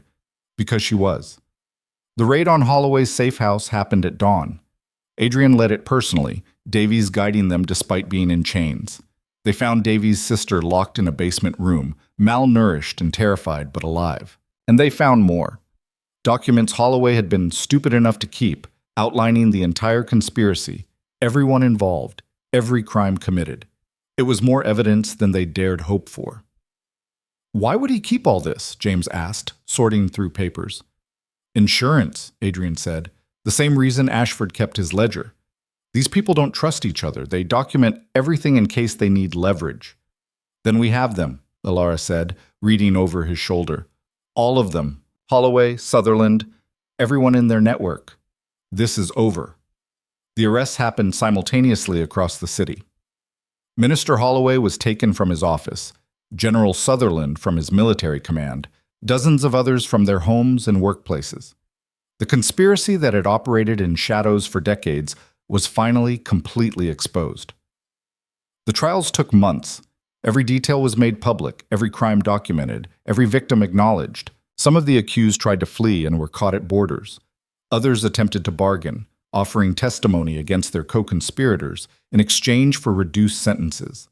But the verdicts were universal. Guilty, guilty, guilty. Bancroft was sentenced to life in prison.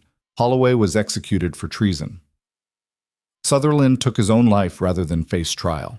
Their subordinates received various sentences, but none escaped justice. And Davies, whose testimony had been crucial to unraveling the final layers of the conspiracy, received a pardon on condition he served the commission as an investigator. His sister was placed under witness protection, given a new identity and a new life far from the city. Do you trust him? Elara asked Adrian as they watched Davies take his oath of service. I trust that he knows what he'll lose if he betrays us again, Adrian replied. and I trust that he wants to do right by his sister. That's enough. The day the last verdict was handed down, Adrian and Elara stood on the steps of the commission headquarters facing a crowd of thousands. Journalists, veterans, families of the fallen, citizens who'd followed the trials and seen justice finally, fully served. 7 years ago, Adrian said, his voice carrying across the square, 41 men died in the Carvathian Valley. For 7 years, I believed their deaths were my failure. But they weren't. They were murdered by people who were supposed to protect them, people who valued profit over duty, power over honor. He paused, seeing faces in the crowd he recognized, Brennan's mother, families of other fallen soldiers, people who'd waited years for answers. Today, those murderers have been brought to justice. It doesn't bring back the dead. It doesn't erase the pain. But it proves that no one, no matter how powerful, how connected, how protected, is above the law. That truth matters. That justice matters. That the lives of ordinary soldiers matter as much as the careers of ministers and generals. Applause thundered across the square. Not polite society applause, but raw, emotional celebration from people who'd never expected to see this day. Elara stepped forward, and the crowd quieted to hear her. My husband and I didn't start this fight because we wanted to be heroes, she said. We started it because it was necessary, because too many people had stayed silent for too long, because sometimes the only way to survive a corrupt system is to tear it down and build something better. She looked out at the sea of faces, seeing hope where there had been despair, determination where there had been resignation. The commission will continue its work. We will investigate corruption wherever we find it. We will hold the powerful accountable, and we will never, ever stop fighting for justice. Not because it's easy, but because it's right. The crowd erupted again, chanting their names, demanding speeches from other officials, celebrating a victory that had seemed impossible just months ago. That night, back at Blackthorn Manor, Adrian and Elara collapsed into chairs in the study. Both were exhausted, emotionally drained, but also oddly at peace. Is it really over? Elara asked. This chapter is, Adrian said. There will always be corruption, always be people who need accountability. But the network that killed those 41 men, that threatened us, tried to destroy the commission, that's finished. What happens now? Now we rest. Tomorrow we continue the work, but tonight, Adrian stood and offered his hand. Tonight we celebrate surviving. They went upstairs to their bedroom, the room where their marriage had begun with cold words and colder distance. It felt like a lifetime ago, like different people had stood in this space, neither knowing what the other would become. I never thought I'd say this, Elara said, sitting on the edge of the bed.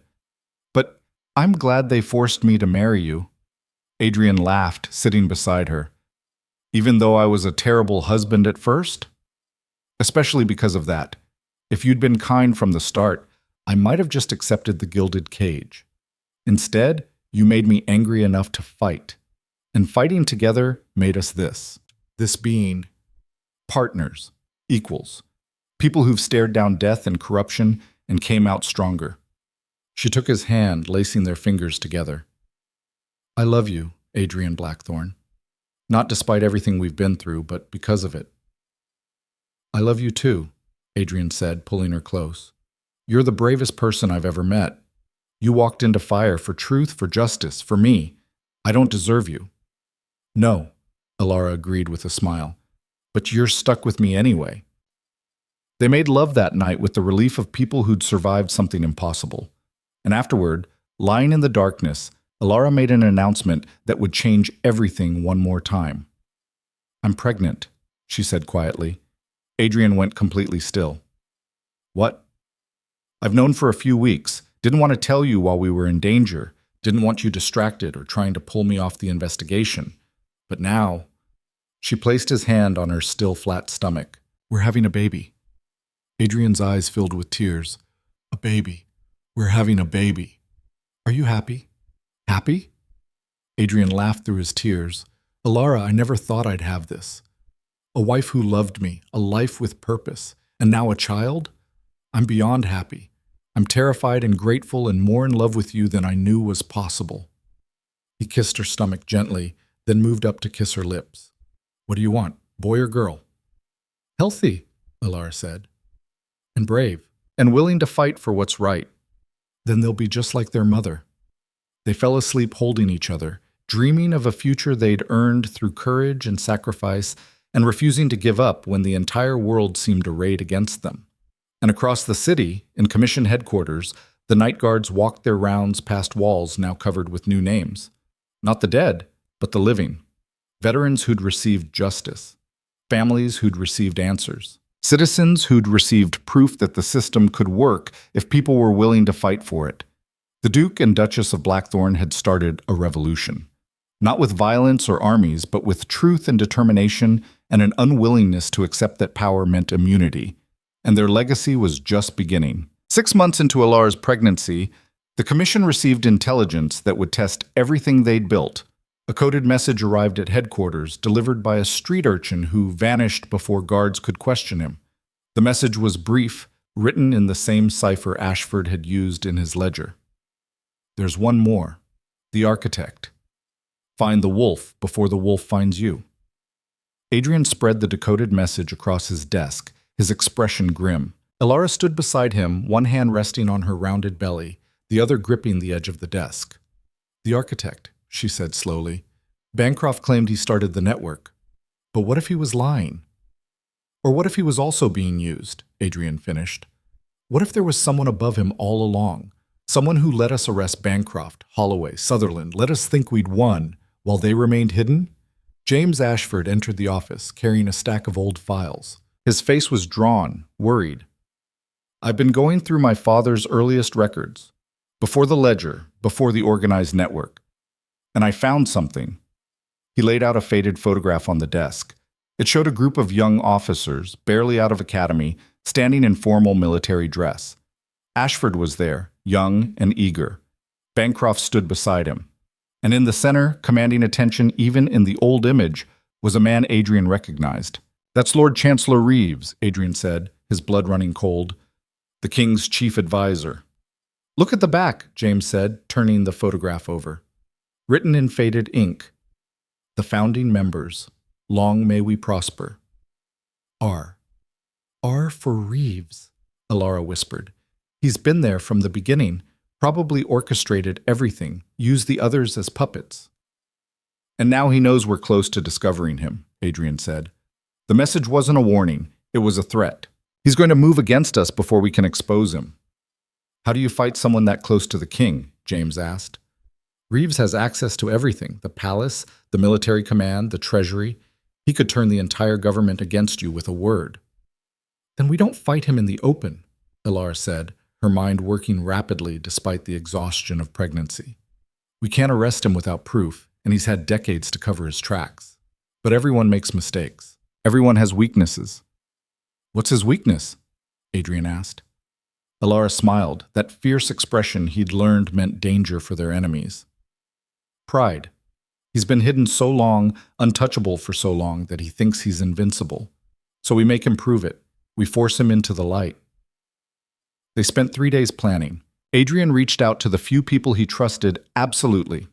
Inspector Frost, now promoted to Director of Royal Security, Davies, who'd proven his loyalty through months of dedicated service, and a handful of officers whose integrity was beyond question. We're going to stage a false investigation, Adrian explained at their secret meeting. Leak information that we're closing in on a high-ranking official. Not Reeves specifically, but close enough to make him nervous. Then we watch who moves to protect themselves. And if he doesn't take the bait, Frost asked. Then we escalate, Elara said. We announce publicly that we've discovered evidence of a remaining conspirator, someone high in the government, someone we'll expose within a week. That'll cause panic at every level, Davies warned. Exactly, Adrian said. In the panic, the guilty reveal themselves. They run, or they attack, or they try to destroy evidence. Any of those actions will point us toward Reeves, It's risky. Yes, Frost said. If Reeves realizes it's a trap, then he'll come after us directly, Elara finished, which is what we want. Better to face him on our terms than wait for him to strike on his. The leak went out the next day. By evening, rumors were spreading through government halls like wildfire. By the next morning, 3 minor officials had fled the city. By afternoon, someone tried to break into the commission's evidence vault. But Reeves himself remained perfectly calm. He attended his normal duties, advised the king, showed no sign of concern whatsoever. "He's too controlled," Adrian said, watching the Lord Chancellor through opera glasses as Reeves attended a state dinner. "He knows something." "Or he's waiting," Elara said beside him. Shit. She'd insisted on continuing fieldwork despite her pregnancy over Adrian's increasingly desperate protests. "Waiting to see what we actually know before he acts." "Then we show him," Adrian decided. "Tomorrow, we make the public announcement, and we name him specifically." Elara grabbed his arm. "Adrian, that's suicide? Probably. But we're out of time. Look." He pointed across the ballroom. Reeves was speaking with a military officer, and the officer's expression was one of shock and horror. Whatever Reeves was saying, it was clearly orders. Orders the officer didn't want to follow, but would anyway. "He's moving pieces into place," Adrian said. "Setting something up. If we don't act now, we never will." They left the state dinner early, heading back to commission headquarters to prepare their announcement.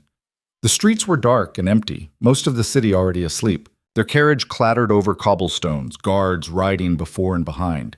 They never saw the attack coming. The explosion lifted the front of their carriage off the ground, killing the forward guards instantly. The horses screamed and bolted, dragging the damaged vehicle. Adrian threw himself over Elara as they were thrown violently against the walls, wood splintering around them. The carriage crashed onto its side. Adrian kicked out the door and hauled Elara through, his body shielding hers. Around them, armed men were closing in, professional soldiers, not street thugs. "Stay behind me," Adrian ordered, drawing his pistol. But Elara drew her own weapon, her other hand still cradling her belly. "We face this together, like everything else." The soldiers opened fire. Adrian and Elara took cover behind the wrecked carriage, returning shots when they could. But they were outnumbered and outgunned, and both knew it. "There's too many," Elara gasped as bullets chewed through wood inches from her head. "I know, but if we can hold until reinforcements—" A new sound cut through the night. More horses, more soldiers, but these wore commission colors. Davies led them, firing from horseback, his face a mask of fury as he saw the ambush. "Get them out of here!" Davies roared to his men, providing covering fire as two soldiers pulled Adrian and Elara to safety. The battle was brief but brutal. 3 of Davies' men died, along with all but one of the attackers. That one survivor was captured, wounded, but alive. "Who sent you?" Adrian demanded, standing over the man despite his own injuries. The soldier just smiled, blood on his teeth. "You'll never prove anything. He's too powerful, too protected." "Reeves sent you," Elara said. It wasn't a question. The soldier's smile confirmed it. "Get him medical attention," Adrian ordered. "Then lock him somewhere secure. He's going to testify." Back at headquarters, Adrian and Elara were treated for minor injuries, cuts and bruises, nothing serious. But the attack had made something clear. They were out of time. "We go to the king," Adrian said. "Tonight. We tell him everything, show him the evidence, and let him decide how to handle Reeves." "He won't believe us," Elara warned. "Reeves has been his advisor for 20 years. We're asking him to accept that his most trusted counselor is a traitor." "Then we make him believe." They rode to the palace under heavy guard, arriving near midnight. The king's secretary tried to turn them away, but Adrian invoked his authority as commissioner and demanded an audience. The king, roused from sleep and clearly annoyed, agreed to see them. He met them in a private study, wearing a dressing gown, his expression impatient. "Your Grace, Lady Blackthorn, this had better be worth waking me." "Your Majesty," Adrian said, bowing, "we have evidence that Lord Chancellor Reeves is the architect of the conspiracy we've been investigating. He's been operating a treasonous network for over 30 years. The king's expression went from impatient to incredulous. "Reeves? That's absurd. The man is beyond reproach." "No one is beyond reproach, Your Majesty," Elara said gently. "We have documents, testimony, and tonight he sent soldiers to kill us. One survived and has agreed to testify. You're asking me to believe that my oldest friend, my most trusted advisor, has been betraying me for decades?" The king shook his head. "I need more than documents that could be forged and the word of an assassin trying to save his own life." "Then give us permission to investigate him officially," Adrian said. Let us search his residence, his offices, his financial records. If we're wrong, we'll resign our positions and never speak of this again." The king was silent for a long moment, clearly torn. Finally, he said, "If I grant this, and you find nothing, your commission is finished. Do you understand? I'll have no choice but to disband it." "We understand," Elara said, "but we're right about this, Your Majesty, and we can prove it." "Very well, you have 24 hours. After that, if you haven't found irrefutable proof, you're both done." They left the palace and mobilized every resource they had. 50 investigators descended on Reeves's London residence at dawn. Another team searched his country estate. A third went through his office at the palace with forensic precision. And they found nothing. No incriminating documents. No suspicious correspondence, no hidden ledgers or damning evidence. Reeves had covered his tracks perfectly. 12 hours left, Davies said grimly, checking his pocket watch. "And we have nothing." "He was too prepared," Elara said, staring at the empty office. "He knew we'd come eventually. He's been destroying evidence for months, probably since Bancroft was arrested." "Then we've lost," James said quietly. "Without proof, the king will never move against him." Adrian slammed his fist against the desk. "There has to be something. No one operates a conspiracy for 30 years without leaving some trace."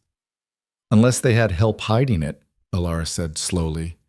"Someone with access to government archives, who could remove or alter records. Someone who could make evidence disappear." She grabbed Adrian's arm. "The Royal Archives. When we first started investigating, some of the military records we requested were missing or damaged. We assumed it was age or poor storage. But what if it was deliberate? What if Reeves has been systematically destroying anything that could connect to him?" "The archives are massive," Davies said. "We'd need days to search them properly." "Then we don't search properly," Elara said. "We search smart. Adrian, you said Reeves was in that photograph with Ashford and Bancroft when they were young officers. What if there are other photographs, other records from that time period that mention all of them together?" They raced to the Royal Archives, a vast underground complex beneath the War Ministry. The head archivist was reluctant to give them access. It was highly irregular, but Adrian's authority as commissioner overrode objections. "Military Academy records," Adrian told the staff. "Anything from 35 years ago. Class photographs, commendation lists, training reports." They brought up boxes and boxes of documents. The team divided them, searching frantically as hours ticked by. 8 hours left. 6. 4. Then James shouted, "I found something!" It was a training report filed by an instructor assessing a group of cadets. The report praised their tactical skills but noted concerns about their excessive ambition and willingness to bend regulations for advancement. The cadets named were Ashford, Bancroft, Holloway, Sutherland, and Reeves. "That's not enough," Davies said. "It shows they knew each other, but—" "There's more," James interrupted, flipping pages. "Look at this notation. Recommend special monitoring of Cadet Reeves. Displays concerning interest in espionage techniques and has been observed meeting with foreign attachés without proper authorization." "Foreign attachés," Adrian breathed. 35 years ago, Reeves was already making contact with potential enemy agents. This is how it started. "Oh, it's still not proof of current crimes," Frost warned. "The king needs more than a 30-year-old instructor's concerns." "Then we keep looking," Elara said. They found it with 2 hours to spare. A sealed file, marked classified, containing an investigation into the death of a senior officer 30 years ago. The officer had apparently committed suicide, but the investigating magistrate had noted irregularities. He'd filed a report suggesting possible murder, naming several cadets who had motive, including Reeves. The investigation had been closed abruptly, marked resolved without explanation. But the original magistrate's notes remained, hidden in a misfiled box. The officer who died, Adrian read, was about to report the cadets for forming an illegal society, a secret organization dedicated to mutual advancement through any means necessary. He planned to have them expelled and court-martialed. "So they killed him," Elara said, "made it look like suicide. And then someone powerful enough to override a murder investigation buried the evidence." "Who closed the case?" Davies asked. Adrian checked the signature. His blood went cold. "Lord Chancellor Reeves. He was already in a position of influence even then. He killed the officer, then used his connections to make the investigation disappear. That's it, Frost said. That's the proof we need. Murder, conspiracy, abuse of power, all documented in an official investigation. They brought everything to the king. The photographs, the instructor's report, the magistrate's investigation, testimony from the captured assassin connecting the recent attack to Reeves. Laid out together, it painted an undeniable picture. The king read through everything in silence, his face growing paler with each page. When he finished, he looked up at Adrian and Elara with something like grief in his eyes. "You're certain?" he asked quietly. "Yes, Your Majesty," Adrian said. "We're certain." The king stood and walked to the window, staring out at his capital. "I've trusted him for 20 years, relied on him, considered him a friend. And all this time—" "He betrayed you, Your Majesty," Elara said gently, "as he betrayed everyone who trusted him. But now you have the chance to end it, to prove that even the highest officials answer to justice." The king turned back to them. "Arrest him, publicly. I want everyone to see that no one, absolutely no one, is above the law in my kingdom." They arrested Reeves in the middle of a cabinet meeting. Adrian walked in flanked by 20 armed guards, holding the arrest warrant with the king's personal seal. "Lord Chancellor Reeves," Adrian said, his voice carrying across the shocked chamber, "you are under arrest for murder, treason, conspiracy, and crimes against the crown spanning 3 decades. Reeves didn't try to run or fight. He simply stood, straightened his robes, and smiled. You think this changes anything? I built systems that will outlast all of you. I shaped this government, this military, this entire country. Arrest me, execute me. It doesn't matter. My work will continue." "No," Elara said, stepping forward despite her advanced pregnancy. "It won't, because we've dismantled everything you built. Every corrupt official, every bought officer, every compromised politician, we've exposed them all. Your network is gone. Your legacy is ashes. And the only thing history will remember about you is that you betrayed everything you claimed to serve." For the first time, Reeves's composure cracked. Rage flashed across his face. "You sanctimonious fool! You think you've won? You've just painted targets on yourselves. My allies may be scattered, but they're not gone. They'll come for you, for your child, for everyone you love." Adrian moved between Reeves and Elara, his expression deadly. "Let them try. We've faced death before. We'll face it again if we have to. But we'll never stop fighting, never stop exposing corruption, never stop proving that courage and truth are stronger than power and lies." Reeves was led away in chains.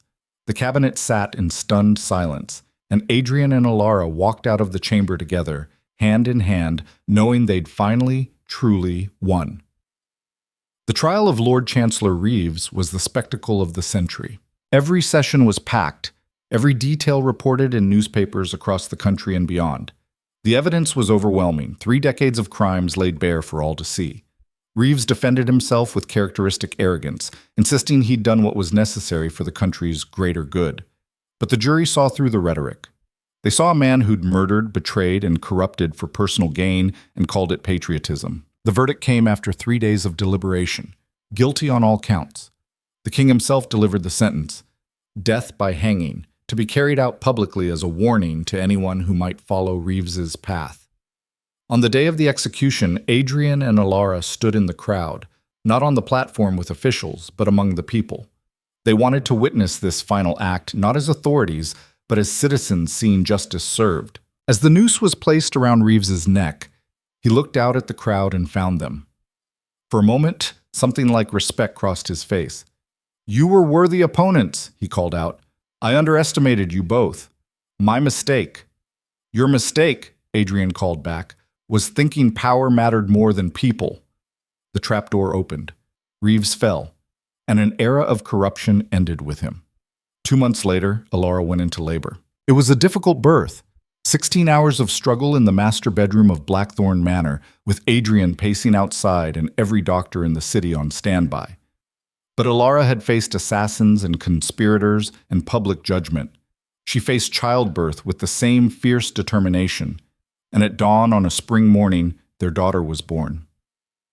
"She's perfect," Adrian whispered, holding the tiny bundle with tears streaming down his face. She's absolutely perfect. Well, what should we name her? Elara asked, exhausted but smiling. Adrian looked at his wife, this woman who'd transformed his life from empty survival into purposeful existence. Hope, he said. Her name is Hope because that's what she represents. A better future, a world we fought to make cleaner and more just. They named her Hope Eleanor Blackthorne, and she came into a world transformed by her parents' courage. The commission continued its work, now permanently established with a mandate to investigate corruption at all levels of government. Adrian led it with the same determination he'd once brought to military command. Elara, after recovering from childbirth, returned as deputy commissioner, proving that motherhood and justice weren't mutually exclusive. Davies became their most trusted investigator, his past betrayal transformed into relentless dedication to redemption. James Ashford worked as their historian, ensuring that the lessons of the conspiracy were documented and taught to future generations.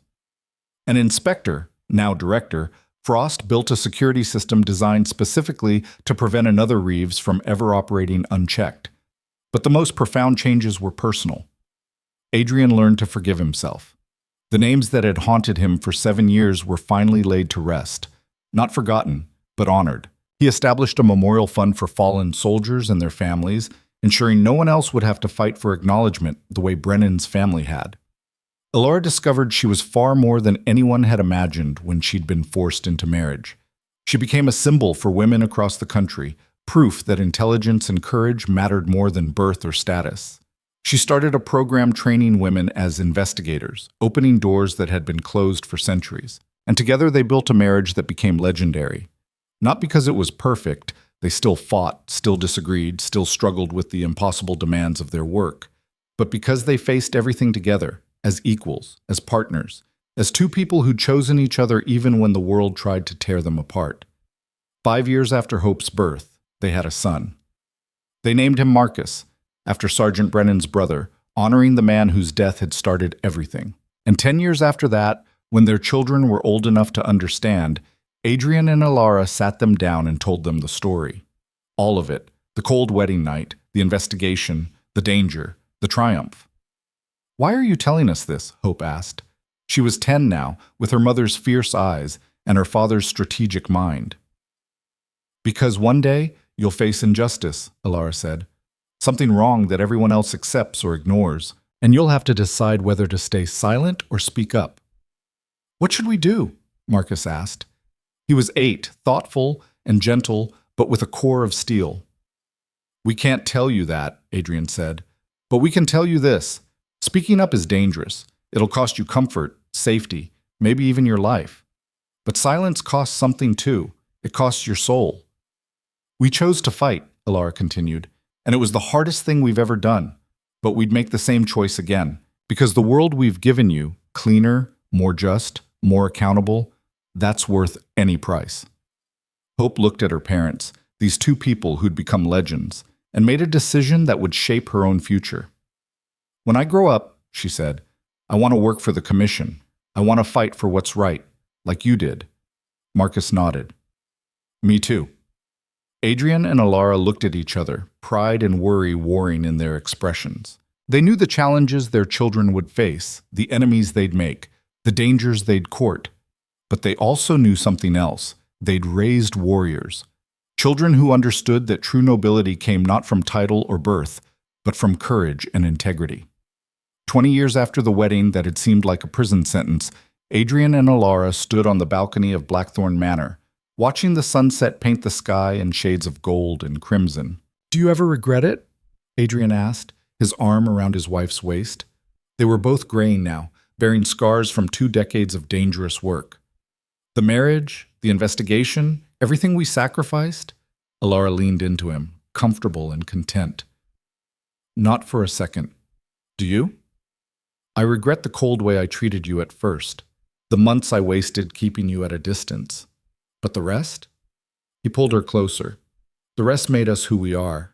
Up below them, in the garden, Hope was training with Davies, now retired from fieldwork but still teaching the next generation. Marcus was in the study, reviewing case files, already showing the analytical brilliance that would make him one of the Commission's finest investigators. "We built something that will outlast us," Elara said. "Not just the Commission, but a legacy. Proof that ordinary people can stand up to extraordinary power and win." "We weren't ordinary," Adrian corrected. "You never were." "Neither were you. You just needed someone to remind you." They stood there as darkness fell, two people who'd been strangers forced into marriage, who'd become partners through adversity, who'd become legends through courage. The commission they'd founded would continue for generations, adapting and evolving but always maintaining its core mission: holding power accountable, protecting the vulnerable, proving that justice wasn't just for those who could afford it. Their children would carry on the work, and their children's children after them. The name Blackthorn would become synonymous with integrity and fearlessness. But none of it would have happened without that first cold wedding night, when a woman refused to accept her prison and a man learned that distance wasn't protection, it was cowardice. "I love you," Adrian said quietly, the words as true now as the first time he'd said them. "I'll love you until my last breath and beyond." "I love you too," Elara replied. "My husband, my partner, my equal in all things." They kissed as the stars came out above them, two people who'd changed a nation because they'd first changed each other. And in the study below, in the archives of the Commission, in the hearts of people who'd been saved by their courage, their story lived on. Not as a fairy tale. There had been too much blood and fear for that, but as something better. A story of survival, of transformation, of two people who'd been forced together and chose to build something extraordinary from that forced beginning. A story of a marriage that had started like a prison and become a revolution. The Duke and Duchess of Blackthorn had fought corruption, exposed treason, and brought justice to a nation. But their greatest victory was simpler and more profound. They'd found love in the ashes of obligation, built a partnership from the ruins of a transaction, and proved that sometimes the people who change the world are the ones who first had the courage to change themselves. Years later, when historians wrote about the Blackthorn Commission and the reforms it brought, they would point to documents and trials and policies. But those who'd known Adrian and Elara personally would tell a different story. They'd talk about a couple who faced death threats with humor, who walked into Parliament covered in blood from an ambush and still gave speeches about justice, who treated servants like family and enemies like students who just hadn't learned the lesson yet. They'd talk about the Duke who'd spent 7 years punishing himself for failures that weren't his fault, and the Duchess who'd refused to let him drown. They'd talk about a love story that had nothing to do with romance and everything to do with respect, trust, and the willingness to stand back to back against the world. And they'd end with the same conclusion: that the greatest legacy anyone can leave isn't in legislation or monuments, but in the example they set for how to live with courage, love with fierceness, and fight for what's right, even when the entire world says it's impossible. Adrian and Elara Blackthorn had done all three, and in doing so, they'd changed everything.